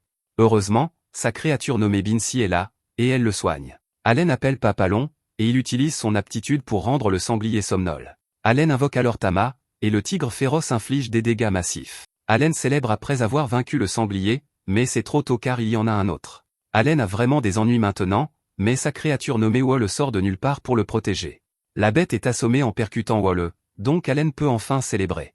C'est alors qu'Allen revient à lui, et il se demande si tout cela n'était qu'un rêve. Il pense que cela fait 7 ans, et il s'est toujours demandé comment un invocateur est censé jouer.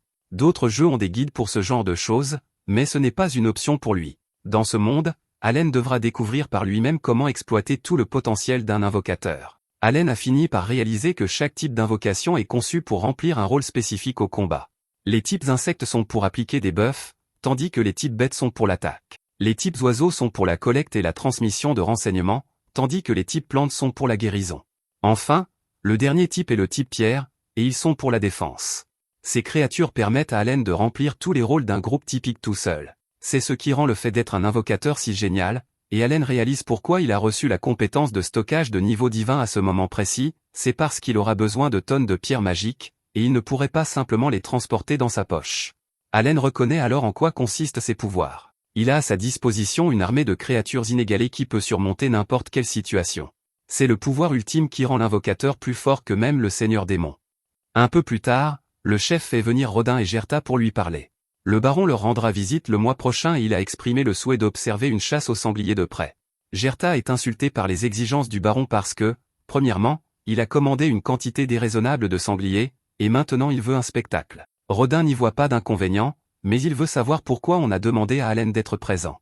Le chef explique qu'ils ont besoin de quelqu'un pour servir de guide au baron pendant son séjour, et il a choisi Allen. Gerta fait remarquer que le chef aurait pu choisir son propre fils, mais tout le monde sait que Palomus n'est pas fait pour ce travail. Le chef a entendu dire que les chasses de l'année dernière avaient réussi grâce à la stratégie d'Allen, il est donc sûr que notre héros peut assumer cette tâche importante. Allen se moque éperdument du baron, mais il sait que cela pourrait l'aider à sortir sa famille du servage. Il y a un billet pour gravir l'échelle sociale et, si c'est bien fait, le baron peut accorder le statut de roturier. Ce serait beaucoup plus facile que d'essayer d'économiser 50 pièces d'or, alors Allen dit qu'il le fera. Le baron arrive peu après, et nous apprenons que son nom est Granville et que sa fille s'appelle Cécile. Granville remercie le chef car il a fait un excellent travail en développant le village. Il s'excuse également car il sait que demander plus de viande de sanglier leur a imposé un lourd fardeau. Il n'en aurait pas demandé autant, mais c'était une demande directe du roi. Le chef est stupéfait d'apprendre cela, mais Granville explique que le vrai responsable est le vicomte Carnil. Il traite Carnil de vaurien parce que c'est lui qui a évoqué les chasses aux sangliers devant le roi. Après que Granville se soit calmé, le dîner est servi. Il est émerveillé par la délicatesse de la nourriture, et Cécile est également impressionnée. Granville a hâte de savoir de quelle viande il s'agit, alors Allen s'excuse de l'interruption et révèle qu'il s'agit d'albaharin. Cette viande provient d'un albaharin qu'Allen a chassé la veille car il voulait leur donner les ingrédients les plus frais. Allen explique que ce plat utilisait toute la viande de l'albaharin, et qu'il était aromatisé avec un mélange d'herbes. Granville est émerveillé par la préparation, et il se demande si ce gamin est le fils du chef. Zénophe reconnaît Allen comme le fils de Rodin le chasseur de sangliers, et Allen se présente au baron. Granville se demande si son père était autrefois chevalier, mais le chef révèle qu'Allen vient en fait d'une famille de cerfs. Cécile est horrifiée d'apprendre cela, et elle n'arrive pas à croire que le chef ait permis à un cerf d'entrer chez lui. Granville lui rappelle que les cerfs sont des membres à part entière de leur pays, et qu'elle ne devrait pas les traiter comme des animaux. Cécile s'excuse auprès de son père, mais elle n'aime clairement pas Allen à cause de son servage. Les choses deviennent très sérieuses alors que Granville espère qu'Allen est prêt à lui expliquer les détails plus fins lors de la chasse de demain. Allen est prêt, alors Granville souligne que chasser 20 sangliers en un an est un objectif difficile. Si cela s'avère trop difficile, les chevaliers de Zénophe devront prendre le relais des chasses. Cécile explique qu'elle a voulu venir parce qu'elle veut voir un grand sanglier de près. La seule chose qu'elle trouverait encore mieux, c'est si ce sont les chevaliers qui la battent. Granville explique qu'une fois que les chevaliers auront appris les bases, ils pourront assumer la responsabilité de la chasse. Allen n'aime pas la façon dont il parle si tranquillement de leur prendre ce travail, alors il dit que 20 sangliers est un nombre facile. Il déclare qu'ils n'auront aucun problème à atteindre le quota, et leur performance de demain les en convaincra sûrement. La chasse commence le lendemain, alors Allen emmène tout le monde à une tour de guet. C'est de là qu'ils pourront voir toute l'action, et il demande à tout le monde de monter en haut. Les chasseurs sont arrivés peu après, et Zénophe est impressionné de voir que certains d'entre eux portent maintenant une armure. Allen explique qu'ils ont bien utilisé les sangliers de l'année dernière et qu'ils n'ont rien laissé se perdre. L'armure que portent les chasseurs a été forgée à partir des peaux, des os et des crocs restants. Certains chasseurs se détachent du reste du groupe, alors Allen explique que leur travail est d'attirer les sangliers dans les terrains de chasse. La vitesse est un facteur clé, ils sont donc légèrement équipés. Allen demande aux spectateurs d'être patients car il faudra peut-être du temps pour attirer les sangliers. À ce moment-là, Zénov aimerait savoir comment se porte la maîtresse d'épée Kréna. Allen explique qu'elle se porte à merveille et qu'elle s'améliore chaque jour. Zénov dit qu'un tuteur sera bientôt envoyé au village pour l'aider à étudier en vue de l'examen d'entrée à l'académie. Juste à ce moment-là, les chasseurs reviennent en courant vers le groupe car ils ont attiré un sanglier. Les autres chasseurs utilisent quelques murs pour arrêter la bête, et Allen explique qu'ils commencent leur attaque en l'encerclant. Les grands boucliers qu'ils utilisent sont faits de 2 couches de la partie la plus dure de la peau de sanglier. Rodin dit à l'équipe d'assaut que c'est leur tour, puis il envoie l'équipe des longues lances. Allen explique que l'équipe des longues lances est composée des membres les moins expérimentés qui ont rejoint l'équipe l'année dernière. Les soldats de première ligne qui ont le travail le plus difficile sont ceux qui portent une armure, donc les gars sont très impressionnés. Allen explique que l'armure couvre également leur dos pour éviter les blessures si l'un des utilisateurs de longues lances rate sa cible. Les chasseurs portent un coup fatal et ils célèbrent après une chasse réussie.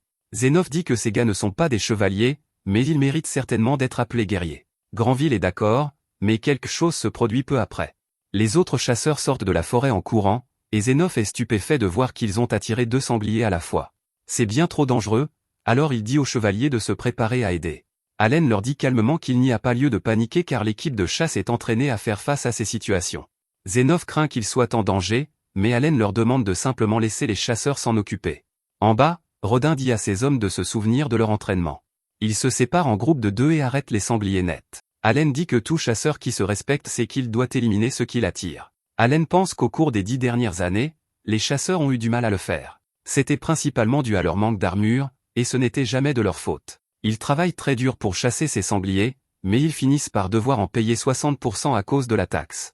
Ensuite, le reste doit être échangé contre des produits de première nécessité. Il ne leur restait presque rien après, donc les lances étaient la seule chose qu'ils pouvaient se permettre d'améliorer. La meilleure solution était de maîtriser la stratégie de chasse la plus efficace. Ainsi, même avec peu d'argent, ils pourraient mieux chasser et améliorer progressivement leur équipement.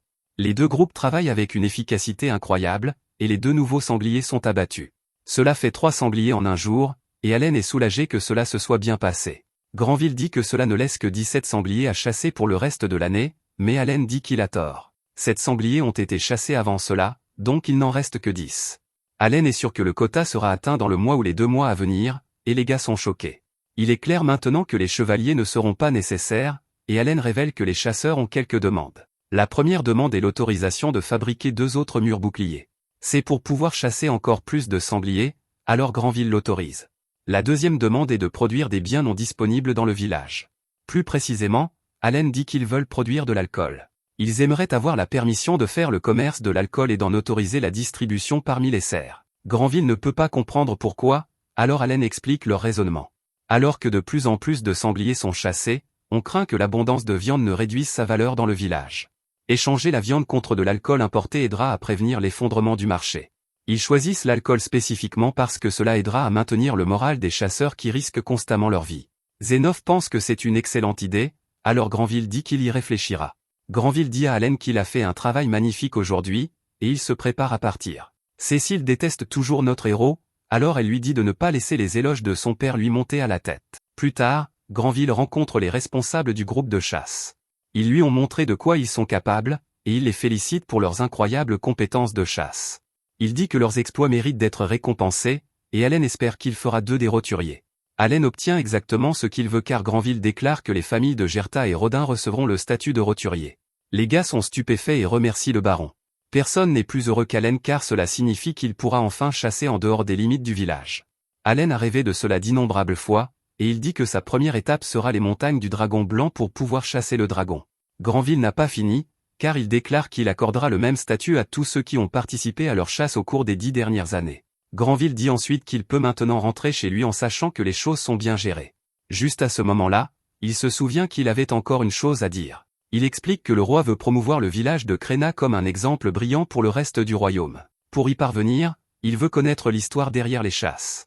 Allen ne connaît même pas l'histoire, et la question dérange Rodin pour une raison quelconque. Gerta explique à tout le monde que c'est en fait un sujet sensible pour Rodin. Gerta devra être celle qui racontera l'histoire, alors Granville le permet. Gerta dit que tout a commencé il y a 13 ans.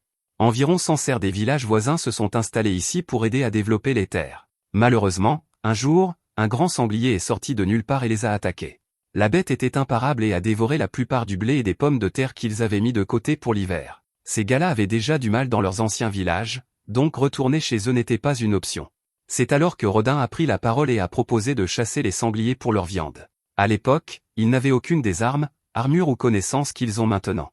Malgré cela, ils se sont unis pour aller chasser avec des pioches, et ils ont réussi à vaincre un sanglier. Granville pense que c'est une histoire dont on peut être fier, mais Gerta révèle qu'ils ont perdu un ami proche dans le processus.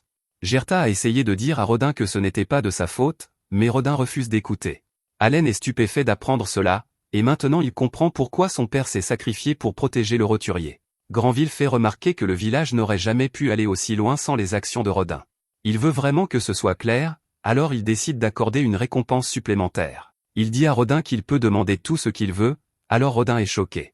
Allen ne pourrait pas être plus heureux pour son père, alors il dit qu'il devrait demander de l'alcool. Rodin sait exactement ce qu'il veut demander, alors il dit à Granville qu'il aimerait qu'Allen puisse travailler au domaine de Granville.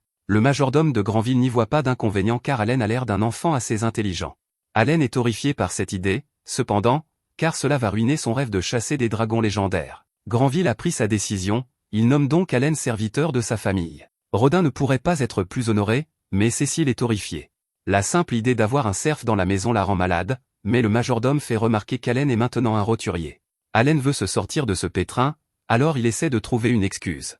Il voit à quel point cela rend son père heureux, cependant, alors il l'accepte et dit qu'il a hâte de servir la famille de Granville. Un peu plus tard, Allen se prépare à dire au revoir à sa famille. Sa mère est très fière de lui, mais toute la famille est triste de le voir partir. Crenna est triste aussi, alors Allen dit qu'il devrait faire un dernier duel avant son départ. Allen déclare qu'il est le serviteur de Granville, et Crenna annonce qu'on l'appelle Crenna la féroce.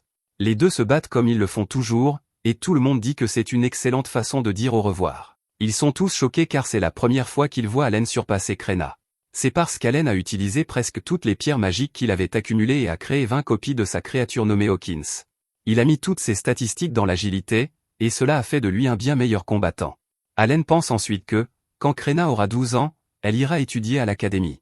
Ensuite, elle entrera au service royal, ce qui signifie qu'ils ne se reverront peut-être jamais. Leur combat prend fin, et Crenna est stupéfaite car c'est la première fois qu'elle perd. L'humble Allen dit que c'est un match nul, donc ils devront régler ça à l'avenir. Allen dit alors au revoir à sa famille, et il dit à Mash que c'est lui qui devra désormais protéger leur mère. Mash est à la hauteur de la tâche, alors Allen dit ensuite au revoir à Mula. Allen dit aussi au revoir à la famille de Gerta, et il remarque que les autres enfants regardent à proximité. Dogora s'avance ensuite et donne une dague à Allen. Il dit à Allen qu'il ne pourra jamais dire qu'il ne lui a rien donné, et il s'enfuit. Allen part ensuite avec ses parents, et tout le monde le regarde une dernière fois. Rodin explique qu'être serviteur du baron n'est que la première étape pour Allen. S'il continue à travailler dur, Rodin est sûr qu'Allen ira loin. Allen dit alors un dernier au revoir à ses parents et se lance dans sa nouvelle aventure. En partant avec le baron, Allen dit au revoir à tout le monde, et une larme coule. Allen commence son premier jour de travail, et il est stupéfait par l'immensité du domaine de Granville. Sa première tâche est de servir de marchepied à Cécile pour qu'elle puisse cueillir des fruits. Cécile est furieuse parce qu'il ne s'y prend pas correctement, alors il lui dit de monter plutôt sur ses épaules.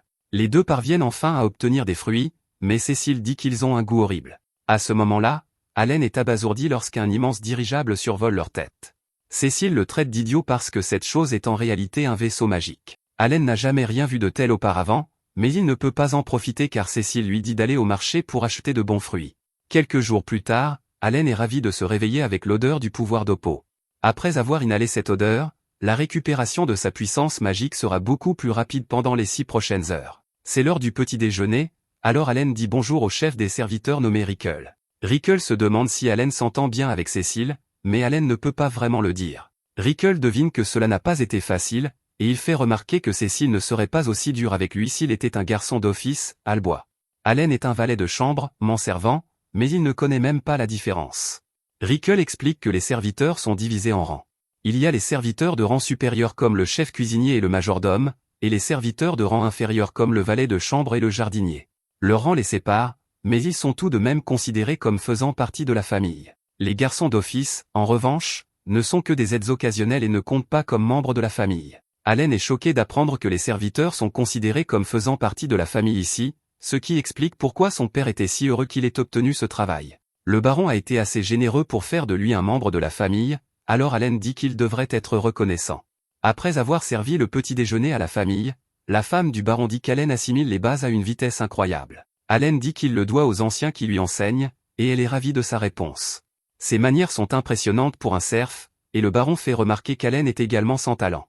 Allen est surpris d'entendre cela, car cela signifie que le baron a fait des recherches sur lui.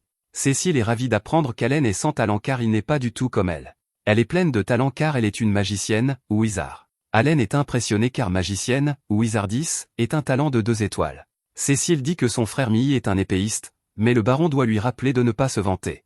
Son autre frère, Thomas, n'arrête pas de pleurer car il est le seul enfant sans talent. Thomas aimerait aller à la cité de l'académie comme Millie, mais le baron dit que c'est impossible. La cité de l'académie est seulement pour ceux qui ont un talent. Le baron fait remarquer qu'il manque lui aussi de talent, c'est pourquoi il a dû aller au collège des nobles au lieu de l'académie. Plus tard, Allen a le reste de la journée de libre, alors il se rend en ville. Cet endroit est comme un tout nouveau monde pour lui car tout est si différent du village. Allen est émerveillé quand il trouve la guilde des aventuriers, alors il se précipite à l'intérieur. Allen dit qu'il aimerait devenir aventurier, mais on lui refuse. Allen n'a que 8 ans, et il faut avoir 12 ans ou plus pour s'inscrire comme aventurier.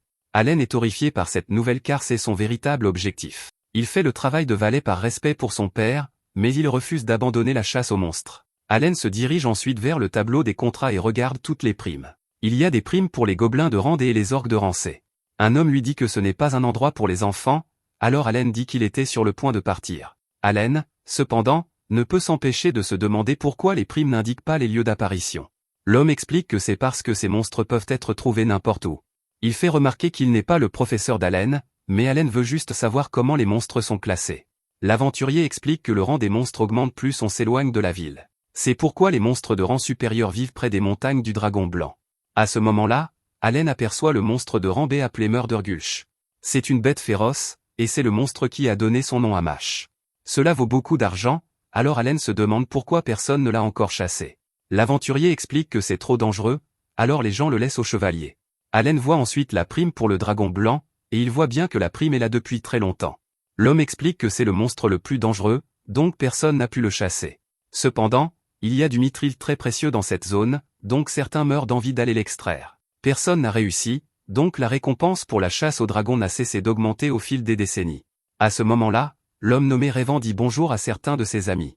Allen remercie Rêvant de l'avoir aidé, et il part pour commencer son nouvel objectif. Il refuse de laisser son jour de libre se perdre, alors il part à l'aventure. Un garde lui dit de s'arrêter, mais Allen lui montre qu'il a un permis de voyage. Le garde s'excuse car il n'avait pas réalisé qu'Allen avait le blason de la famille Granville. Cette chose est comme un laissez-passer gratuit, alors le garde ouvre la porte. L'homme essaie de dire à Allen qu'il devrait se faire accompagner par un garde, mais il est trop tard. Allen est maintenant libre de chasser n'importe quel monstre qu'il veut, et il a attendu 8 ans pour ce moment. Allen n'est pas idiot, cependant, car il sait qu'il ne devrait pas s'éloigner trop du village. Il n'est pas prêt pour les monstres les plus puissants, alors il va viser ceux de Randé. Pour commencer sa chasse, Allen décide de tester les capacités de ses créatures invoquées. Il teste Hawkins pour voir à quel point il obéit, et l'oiseau fait exactement ce qu'il dit. Hawkins a 150 d'intelligence actuellement, et cela le rend assez intelligent pour comprendre les ordres d'Allen. Allen n'a rencontré aucun monstre sur le chemin, ce qui montre clairement qu'il va devoir les chercher. Allen enrôle plusieurs Hawkins pour ce travail, alors il leur dit d'utiliser leur compétence œil de faucon pour trouver des monstres à proximité. Tama est le suivant à être testé, mais le tigre géant n'écoute pas très bien et se roule simplement par terre. Il n'a que 28 d'intelligence, mais Allen dit que ce n'est pas grave. À ce moment-là, Hawkins révèle qu'il a trouvé quelque chose à proximité. C'est un groupe de gobelins, alors Allen invoque plusieurs Tama. Les gobelins semblent surpris au début, et Allen révèle qu'il a invoqué encore plus de tigres. Il en a 10 maintenant, alors Allen leur dit d'attaquer. Le combat est unilatéral au début, mais finalement les gobelins commencent à riposter. Allen invoque alors Papillon et utilise son pouvoir de poudre pour endormir les monstres. La bataille se termine peu après, et Allen est ravi de voir que vaincre 5 gobelins lui a rapporté 1000 points d'expérience. Un gobelin ne donne pas autant qu'un grand sanglier, mais ils prennent moins de temps à battre. Allen prend les pierres magiques des monstres et dit à Hawkins de trouver plus de gobelins. Des heures passent, et Allen élimine plusieurs autres gobelins. À la fin de la journée, Allen dit qu'il a gagné pas moins de 16 000 points d'expérience. Il a même monté de niveau 2 fois, et il dit que c'était le meilleur jour de sa vie. Grâce à cette aventure, Allen en a appris un peu plus sur les pierres magiques. Les pierres magiques de rang D ne peuvent pas être utilisées pour créer des créatures invoquées de rang E. Allen dit qu'il est temps de continuer à Farmer, et il ordonne à Hawkins de repartir chercher. Les oiseaux ne veulent pas, alors Allen essaie de leur dire que la nuit est encore jeune. Malheureusement, il devient clair que Hawkins ne voit pas très bien la nuit. C'est une très mauvaise nouvelle car Allen comptait sur eux pour le ramener en ville. Allen hurle de terreur alors qu'il est maintenant perdu dans les bois. Un mois plus tard, on retrouve Allen en train de faire des achats. Il vient d'acheter des boules de fer car il voulait quelque chose de plus solide que les pierres qu'il lançait avant. Allen est allé chasser des monstres 4 fois depuis la dernière fois qu'on l'a vu, et il est maintenant niveau 12. Il a farmé des mobs faciles pour gagner de l'expérience tout en récupérant de meilleurs équipements. Quand il rentre à la maison, on dit à Allen que le baron aimerait lui parler. On a dit au baron qu'Allen faisait un excellent travail en tant que serviteur. Le baron en est satisfait, mais il exige de savoir ce qu'Allen a fait pendant ses jours de congé. Allen part toujours tôt le matin et revient bien après la tombée de la nuit. Bien sûr, le baron dit qu'Allen est libre de passer son temps comme il le veut, mais il aimerait tout de même avoir une idée de ce qu'il fait. Allen décide qu'il doit être honnête, alors il révèle qu'il a chassé des monstres. Le baron ne peut que demander pourquoi, alors Allen lui rappelle qu'il est le fils de Rodin, le chasseur de sangliers. Il déclare que la chasse est dans son sang, et Allen lui-même en est surpris. Le baron convient qu'on ne peut pas lutter contre sa nature, alors il accepte la réponse d'Allen. Le majordome se demande ce qu'Allen a fait des lapins cornus qu'il a chassés, mais Allen pense aux monstres bien plus puissants qu'il a chassés. Bien sûr, ils ne le savent probablement pas et pensent simplement qu'il a chassé durant eux. Le majordome explique qu'ils achèteront la viande de lapin à Allen pour une pièce d'argent par lot. Allen ne pourrait pas être plus heureux car cela signifie qu'il peut chasser ouvertement et gagner de l'argent avec la viande.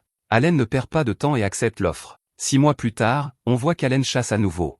Son objectif aujourd'hui est de chasser au moins 100 gobelins. Hawkins alerte Allen, mais Allen dit qu'il continuera à chasser après avoir fini de manger. Hawkins agit bizarrement, alors Allen en déduit que cela doit être urgent. Il commence à s'inquiéter car ils vont trop loin, mais il voit ce que Hawkins voulait dire. Revan est en très mauvais état, et son équipe fait de son mieux pour le maintenir en vie. Les gobelins se précipitent pour achever le travail, mais Allen réussit à les arrêter juste à temps.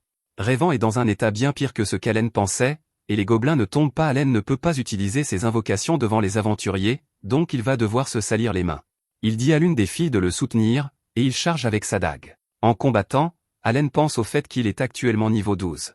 Grâce au bonus des invocations, son attaque et son agilité dépassent les 300. Cela signifie qu'il peut vaincre des monstres de rang des mêmes sans ces créatures. Ils ont réussi à gagner le combat, mais la vie de Revan s'évanouit.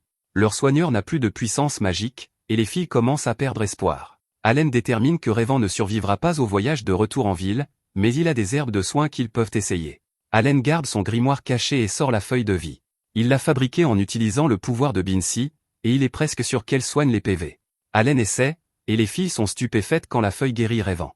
Tout le monde est incrédule car sa blessure a complètement disparu, et Revan se souvient d'Allen de la guilde. Allen utilise la feuille pour soigner aussi les filles, mais il n'arrive toujours pas à y croire. C'est de toute évidence un objet de soin très puissant, et Allen vient d'en utiliser 2. Allen lui dit de ne pas s'inquiéter, et il pense que ce n'est pas vraiment un si gros problème. Allen se prépare à partir, mais Revan veut le remercier de lui avoir sauvé la vie. Allen veut juste continuer à farmer pour atteindre son objectif quotidien, alors il a une idée. Il dit au groupe que s'ils veulent vraiment le remercier, ils ne doivent dire à personne ce qu'il a fait. Le groupe accepte, alors Allen a une autre idée. Il dit qu'il collectionne les pierres magiques, alors il leur demande de rassembler 100 pierres de rang E pour lui. Ils acceptent également, et ils disent que cela leur prendra environ une semaine. Ensuite, Allen pense qu'il a fallu plus d'1 mois à son père pour guérir de sa blessure. Cependant, grâce à la feuille de vie, Revan a guéri presque immédiatement. Allen regarde ses statistiques et voit qu'il n'a gagné que 160 XP pour chaque gobelin dans ce dernier combat. C'est plutôt mauvais car ce n'est que 80% de ce qu'il obtient quand il farme en solo. Allen invoque Hawkins, et il gronde l'oiseau pour avoir désobéi à ses ordres. Il lui avait dit de chercher des monstres à courte distance, mais Hawkins l'a emmené très loin. Allen est surpris, cependant, quand il devient clair que Hawkins essayait de sauver les aventuriers. Allen avait l'impression que ses invocations étaient juste là pour fournir des bonus et utiliser des capacités. Il devient de plus en plus évident, cependant, que les invocations ont des sentiments. Hawkins a priorisé son propre désir de secourir les aventuriers plutôt que les ordres d'Allen. Allen n'en croit pas ses yeux, et il dit que les développeurs du jeu ont vraiment créé des créatures géniales. Il s'excuse auprès de Hawkins et dit qu'il est content d'avoir cet oiseau dans son équipe. De retour à la maison, Allen aide Cécile à trouver un pot de confiture. Il se demande pourquoi elle en a besoin, et elle explique qu'elle veut faire des biscuits. Allen est alors choqué quand elle révèle que son frère Mii vient lui rendre visite. Quelque temps plus tard, la famille Granville dîne, et Zénoph ne peut que se demander quelle sorte de viande il mange. C'est absolument délicieux, et Cecilia explique que c'est un lièvre cornu qu'Allen a chassé. Zénoph dit que c'est ce à quoi on peut s'attendre de la part du fils de Rodin, et il révèle que le village de Kréna a déjà atteint son quota de chasse pour l'année. Thomas est surpris d'entendre cela, et il se demande pourquoi ils n'ont pas mangé de grands sangliers récemment. Allen se demande aussi, et il détermine que tout a dû être envoyé à la capitale royale. Thomas dit à Allen qu'il devrait ensuite chasser un cerf blanc, mais sa mère dit qu'il en demande trop. Elle est surprise, cependant, quand Allen dit que ça ne posera pas de problème. Les cerfs blancs sont des monstres de rancée, tout comme les grands sangliers, et Allen aime les défis. La chasse commence peu après, alors que Hawks révèle qu'un cerf blanc est dans les parages. Allen en a déjà vu de loin, mais de près, ils sont énormes. Il invoque Hopper pour utiliser leur compétence provocation, et ils attirent l'attention du cerf. Allen leur fait alterner provocation et disparition pour attirer le cerf à un endroit précis. Son plan fonctionne parfaitement car il réussit à attraper le cerf dans un piège qu'il a installé. De retour à la maison, tous les gardes se préparent d'urgence pour un combat car un monstre est arrivé à la porte principale. Le monstre veut parler à Thomas, et tous les gardes sont choqués de voir qu'il peut parler. Ils sont encore plus surpris quand la voix s'avère être celle d'Allen. Thomas est ravi de voir qu'Allen a attrapé le cerf pour eux parce que maintenant ils auront quelque chose de spécial à servir à leur fête du Nouvel An. Thomas remercie notre héros, et Allen pense à quel point ça a été beaucoup de travail. Il traite le cerf d'énormes casse-pieds surdimensionnés, et il dit que ça ne vaut pas les 2500 points d'expérience que ça donne. Granville est toujours sous le choc, et il se demande si Allen est vraiment sans talent. Allen n'est supposé avoir aucun pouvoir, mais Granville ne peut pas comprendre comment un enfant de 8 ans peut chasser un monstre de rancée. Il doit se passer quelque chose, alors il dit à Subby d'enquêter. Cette nuit-là, Subby dit à Allen qu'ils ont décidé de lui attribuer un nouveau poste. Après avoir vu de quoi il est capable, ils veulent qu'Allen soit chasseur. Il explique ensuite que les chasseurs ont 2 devoirs. Le premier est de chasser les monstres pour fournir de la nourriture à la famille. Le second est de secourir les habitants lors d'attaques de monstres. Allen n'en croit pas ses oreilles car cela signifie qu'il peut simplement aller chasser des monstres tous les jours et appeler ça le travail. Subby améliore encore les choses en expliquant qu'il ne lui demande pas de le faire gratuitement.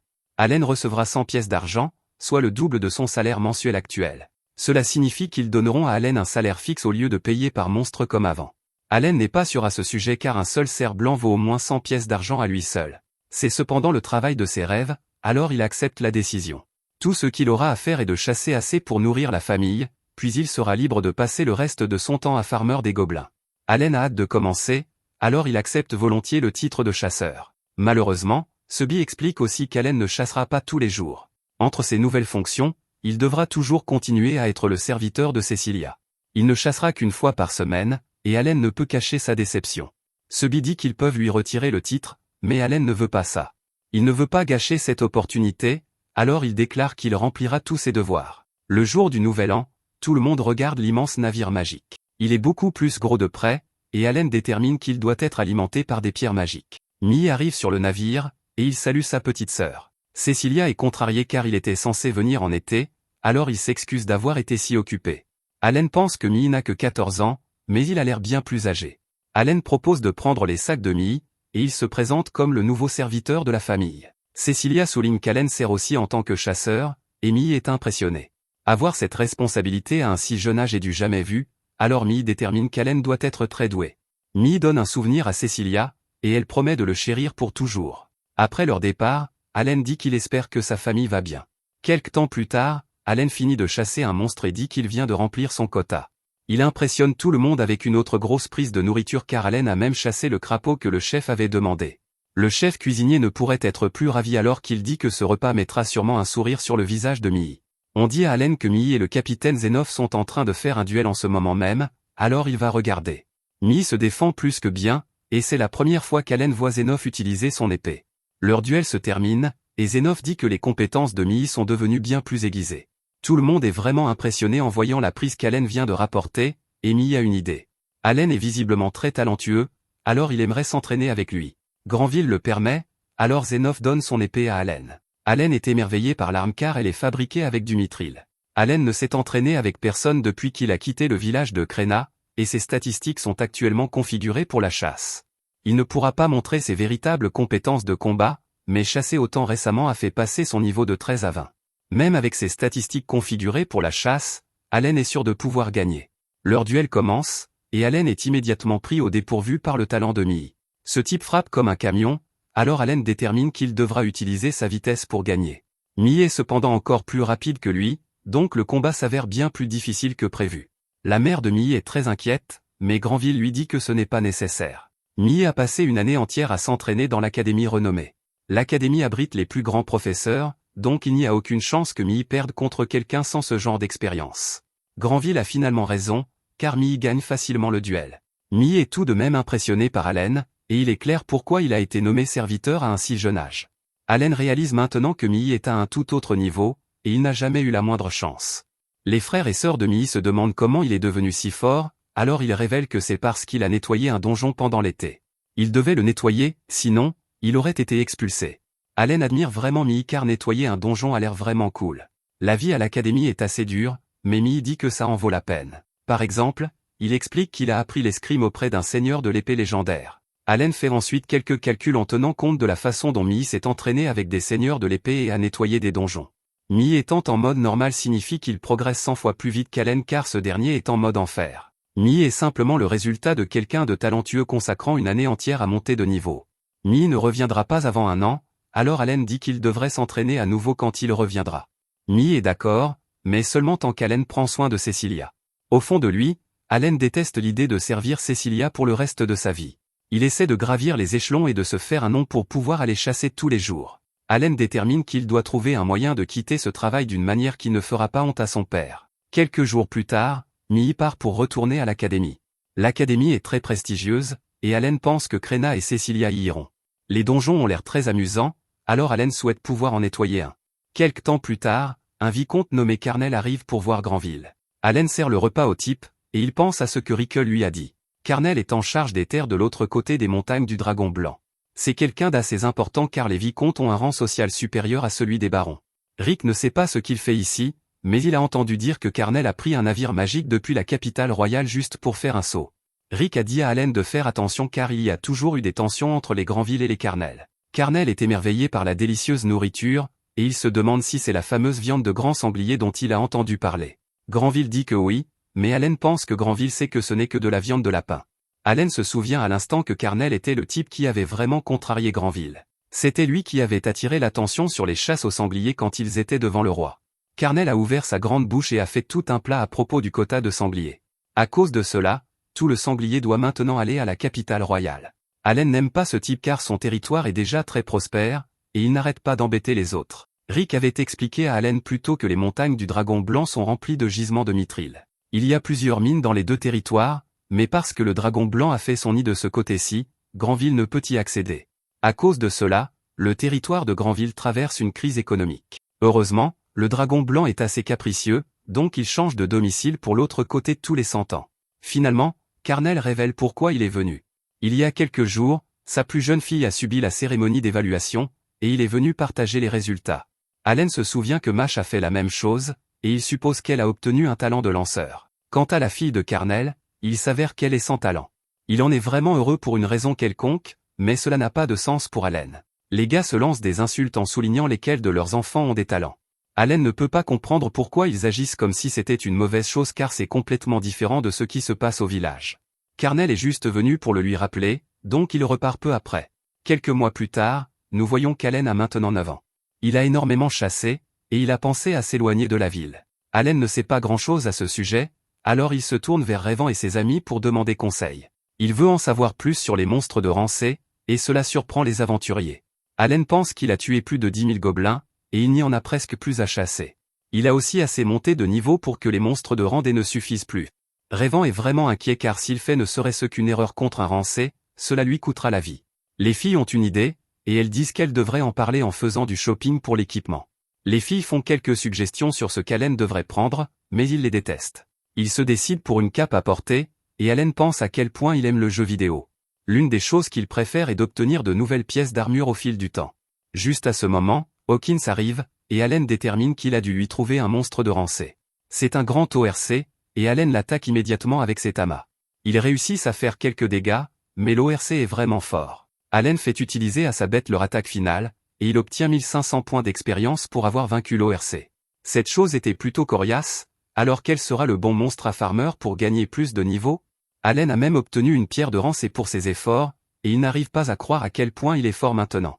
Allen se souvient de rester humble car il a encore un long chemin à parcourir. Il est voué à se faire distancer s'il ne fournit pas 100 fois plus d'efforts que les joueurs jouant en mode normal. À ce moment, Hawkins révèle qu'il y a une fourmi cuirassée de Rancé dans les parages.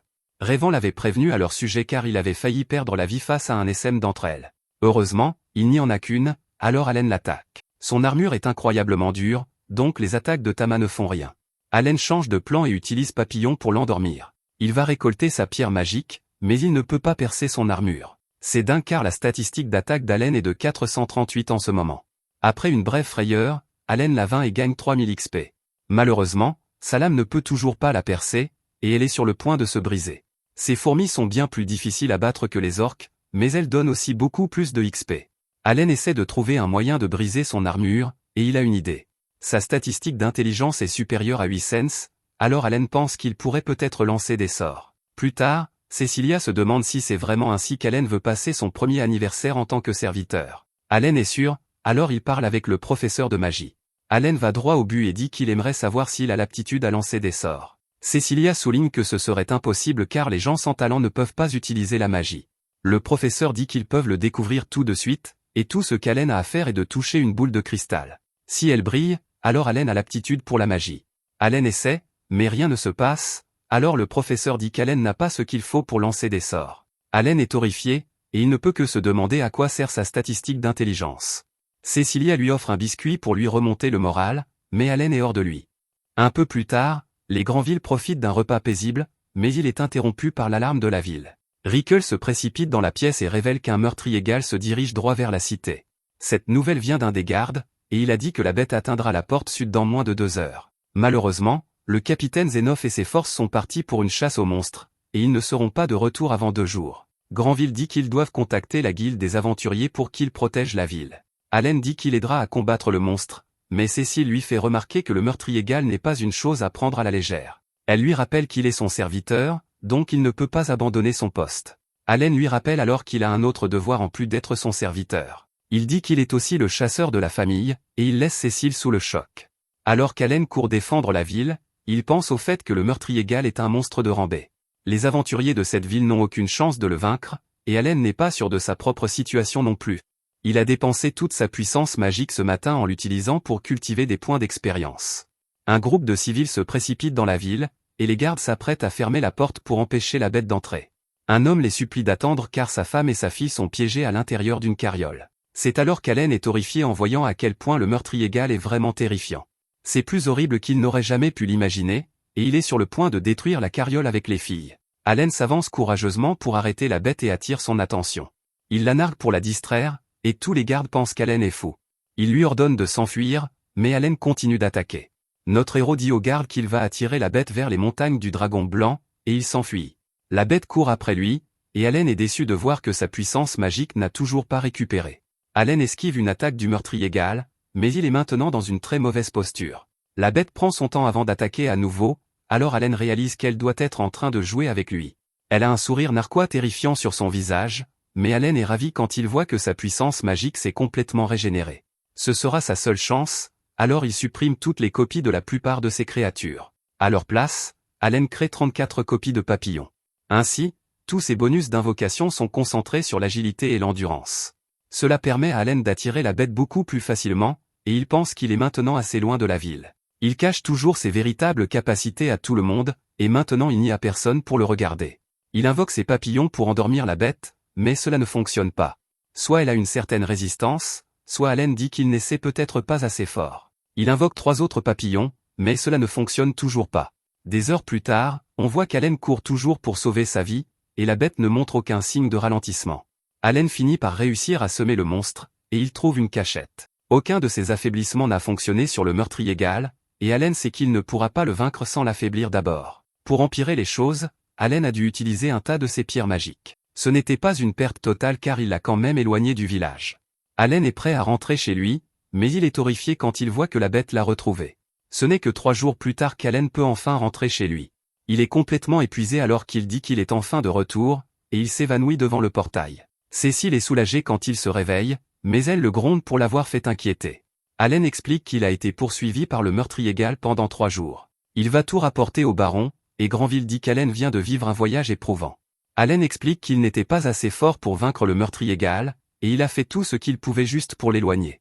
Allen s'excuse d'avoir causé autant de problèmes, mais Granville dit que ce n'est pas nécessaire. Zenoff dit que ce sont lui et ses chevaliers qui gèrent normalement ce genre de désastre. Cependant, Allen a repoussé le monstre pendant leur absence, et il a aidé à maintenir les pertes au minimum. Son courage est récompensé par 10 pièces d'or de la famille Granville et 10 autres de la famille qu'Allen a sauvée.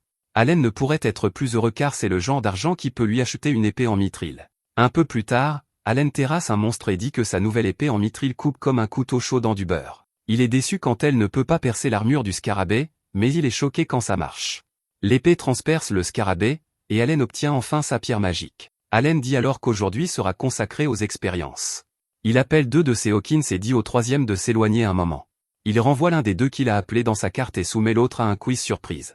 Il dispose 3 objets et cache un morceau de fruit dans un sac. Il dit à Hawkins de pointer vers un objet qui correspond à celui qu'il a caché. Hawkins devine correctement que c'est un morceau de fruit, mais c'est prévisible parce que ce Hawkins est celui qu'il a vu le cacher. Allen réinvoque celui qu'il a renvoyé dans sa carte et lui demande de faire la même supposition.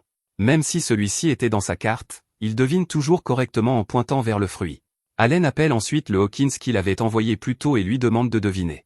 Ce Hawkins n'a aucune idée de ce qu'il y a dans le sac, ce qui répond à beaucoup de questions qu'Allen se posait. Ensuite, Allen crée un nouveau Hawkins et lui fait passer le même test. Étonnamment, ce Hawkins pointe vers le bon fruit. Cela signifie que même une créature nouvellement créée possède les mêmes connaissances que les autres. Allen invoque ensuite un oiseau complètement différent, qui a également un haut niveau d'intelligence. Cet oiseau n'a aucune idée de ce qu'il y a dans le sac, et Allen résume tout ce qu'il a appris. Les créatures invoquées peuvent synchroniser une mise à jour et toute nouvelle information qu'elles reçoivent. Cependant, cela se limite aux copies récemment invoquées ou créées uniquement. Les copies déjà invoquées ne peuvent pas se synchroniser entre elles. De plus, seules les copies de la même créature peuvent se synchroniser. Cela signifie que les créatures s'améliorent et s'adaptent constamment à travers les invocations. Leur connaissance est transmise aux nouvelles générations, même lorsque l'une d'elles disparaît.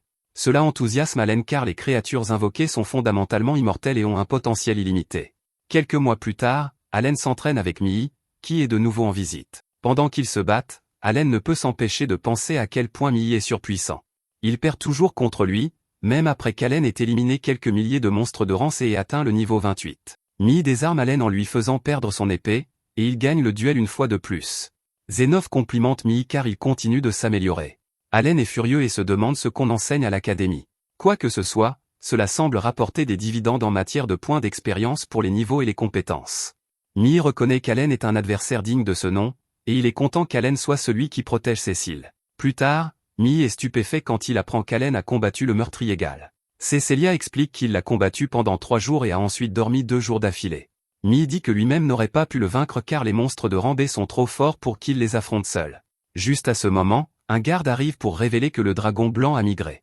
C'est une énorme nouvelle, et Granville se demande si le garde est sûr. Le garde explique qu'un témoin oculaire a vu le dragon quitter son nid et se diriger vers le territoire de la chair. Cela fait des lustres que cela n'est pas arrivé, et Granville dit que le moment est enfin venu.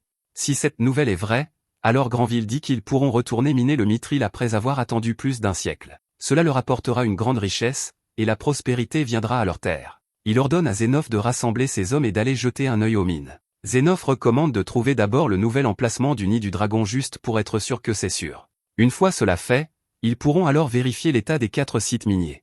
Mii fait remarquer que cela signifie qu'ils devront éliminer tous les monstres entre les sites miniers et la ville. Mii veut aider, mais Xenov dit que c'est une terrible idée. Ce serait désastreux si le dragon blanc décidait de revenir pour une raison quelconque. Sans oublier le fait que la base des montagnes est infestée d'orques et de gobelins de haut rang. Mii accepte de se concentrer uniquement sur ses études avant de retourner à l'académie. Allen, en revanche, a des idées totalement différentes. Il n'aime pas le fait que les chevaliers éliminent les monstres eux-mêmes. Allen ne veut pas perdre cette opportunité de gagner des points d'expérience, alors il dit qu'il va devoir élaborer un plan. Un peu plus tard, Allen dit qu'il est assez loin de la ville aujourd'hui, et sa puissance magique est à sa capacité maximale. Il y a beaucoup de choses à expérimenter aujourd'hui car il est maintenant au niveau d'invocation 5. Il est aussi au niveau de fusion 5 et au niveau d'expansion 4. Il lui a fallu plus de 2 ans juste pour augmenter son niveau d'invocation d'1 point, et il va avoir besoin de 30 millions de points d'expérience pour atteindre le niveau suivant. Ça a été absolument brutal, et il dit que jouer en mode cauchemar est impitoyable. Quant à sa capacité de stockage, Allen dit qu'il peut maintenant contenir 50 cartes. Cela signifie qu'il peut obtenir un bonus de stats encore plus important grâce à ses bonus d'invocation. Il a aussi une nouvelle compétence appelée partage, et il espère qu'elle est aussi géniale que sa compétence stockage. Allen détermine qu'elle lui permet probablement de partager des choses avec ses créatures, alors il invoque Hawkins. Allen utilise partage sur l'oiseau, et il est stupéfait par ce qui se passe. Allen peut se voir lui-même du point de vue de Hawkins, ce qui signifie qu'il doit partager sa vision. Il peut voir le point de vue de Hawkins en plus du sien, alors il veut monter d'un cran. Il dit à Hawkins de voler dans le ciel, et Allen est émerveillé par la vue. C'est absolument magnifique, et Allen réalise qu'il peut aussi entendre ce que Hawkins entend. Il peut même contrôler ses mouvements, et c'est comme s'il l'avait possédé. Pour rendre les choses encore meilleures, Allen peut utiliser sa capacité spéciale appelée œil de faucon. Hawkins est maintenant vraiment loin, ce qui signifie que la compétence partage n'est pas limitée à la portée d'invocation. Allen compare cela à une stratégie de joueur appelée multiboxing. C'est là qu'un joueur contrôle plusieurs personnages à la fois pour accaparer tous les objets pour lui-même. C'est le style de jeu préféré des joueurs solo, et ce n'est certainement pas de la triche. Cela amène Allen à se demander à combien de créatures il peut partager en même temps, alors il le teste. Il invoque 3 autres Hawkins, et maintenant il a 5 points de vue différents, y compris le sien. Allen essaie sur Tama, et il est content de voir qu'il peut l'utiliser sur plusieurs créatures. Allen va un peu trop loin en ajoutant une autre créature, et il a un gros mal de tête. 5 créatures semblent être le maximum, mais c'est étrange car Allen peut invoquer jusqu'à 50 créatures. Cela lui fait se demander s'il y a une sorte d'exigence de statistique pour partager avec plus. Allen détermine que cela doit être sa statistique d'intelligence. Il suppose qu'il peut partager avec une invocation supplémentaire pour chaque tranche de 200 points d'intelligence qu'il a. Allen veut le tester, alors il crée un tas d'oiseaux qui lui donne un boost à sa statistique d'intelligence. Il augmente son intelligence à 1200, et cela lui permet effectivement de partager avec 6 créatures. Cela fait enfin réaliser à Allen pourquoi les développeurs du jeu ont donné une intelligence aussi élevée aux invocateurs. Allen veut utiliser partage sur les nouvelles créatures de rang dès qu'il peut fabriquer, alors il les invoque. Il est très impressionné par ces nouvelles invocations, et à l'exception du Tateto, elles commencent toutes avec plus de 100 d'intelligence. Cela signifie qu'elles devraient pouvoir le comprendre, et Allen est choqué par ce que cela implique. Il pourra partager avec elles toutes et leur donner des ordres. Si les choses se passent bien, Allen pourra chasser des monstres en utilisant uniquement ses invocations. Allen essaie, et c'est un succès complet. Il leur donne simplement des ordres, et elles sont capables de vaincre facilement les monstres qui lui posaient problème plus tôt. Ces nouvelles invocations ne tuent pas vraiment leurs ennemis en un coup, mais elles sont quand même assez puissantes. Quant au petit Tateto, Allen détermine qu'il récupère probablement de la puissance magique en fonction de son nom. Allen a utilisé toute sa puissance magique, alors il dit à Tateto d'utiliser sa capacité appelée récolte de magie. La créature s'enterre, et l'objet qu'Allen reçoit récupère sa puissance magique d'énormes 1000 points. Une fois tous les tests terminés, Allen déclare que son escadron de créatures télécommandées est prêt à agir. Hawkins et Holo seront les monstres pendant que Filet augmentera le taux d'esquive de tout le monde. Ensuite, Speedy immobilisera l'ennemi pendant que Teddy l'attaquera. Allen ne pourrait être plus heureux car il peut maintenant farmer de l'XP chaque jour du mois en utilisant uniquement ses créatures invoquées. Les buffs de Filet augmenteront également la statistique d'intelligence d'Allen à 1600. Cela signifie qu'il peut utiliser partage sur 8 invocations sans problème. Après une journée de chasse, Allen pense au fait que le dragon blanc est juste au-delà des montagnes. Il peut tout voir à travers le point de vue de Hawkins, et cela donne à Allen une idée sur une autre façon d'utiliser sa capacité partage. De retour dans son village natal, on voit que les vieux amis d'Allen s'affrontent à l'entraînement. Allen utilise sa capacité partage sur un de ses oiseaux pour pouvoir les voir. Allen prend des nouvelles de tous les membres de sa famille, et il leur laisse même une pièce d'or. Allen est content de voir qu'ils vont tous bien, et il dit qu'il leur enverra plus d'argent chaque mois. Merci d'avoir regardé mon résumé. Assurez-vous d'aimer la vidéo.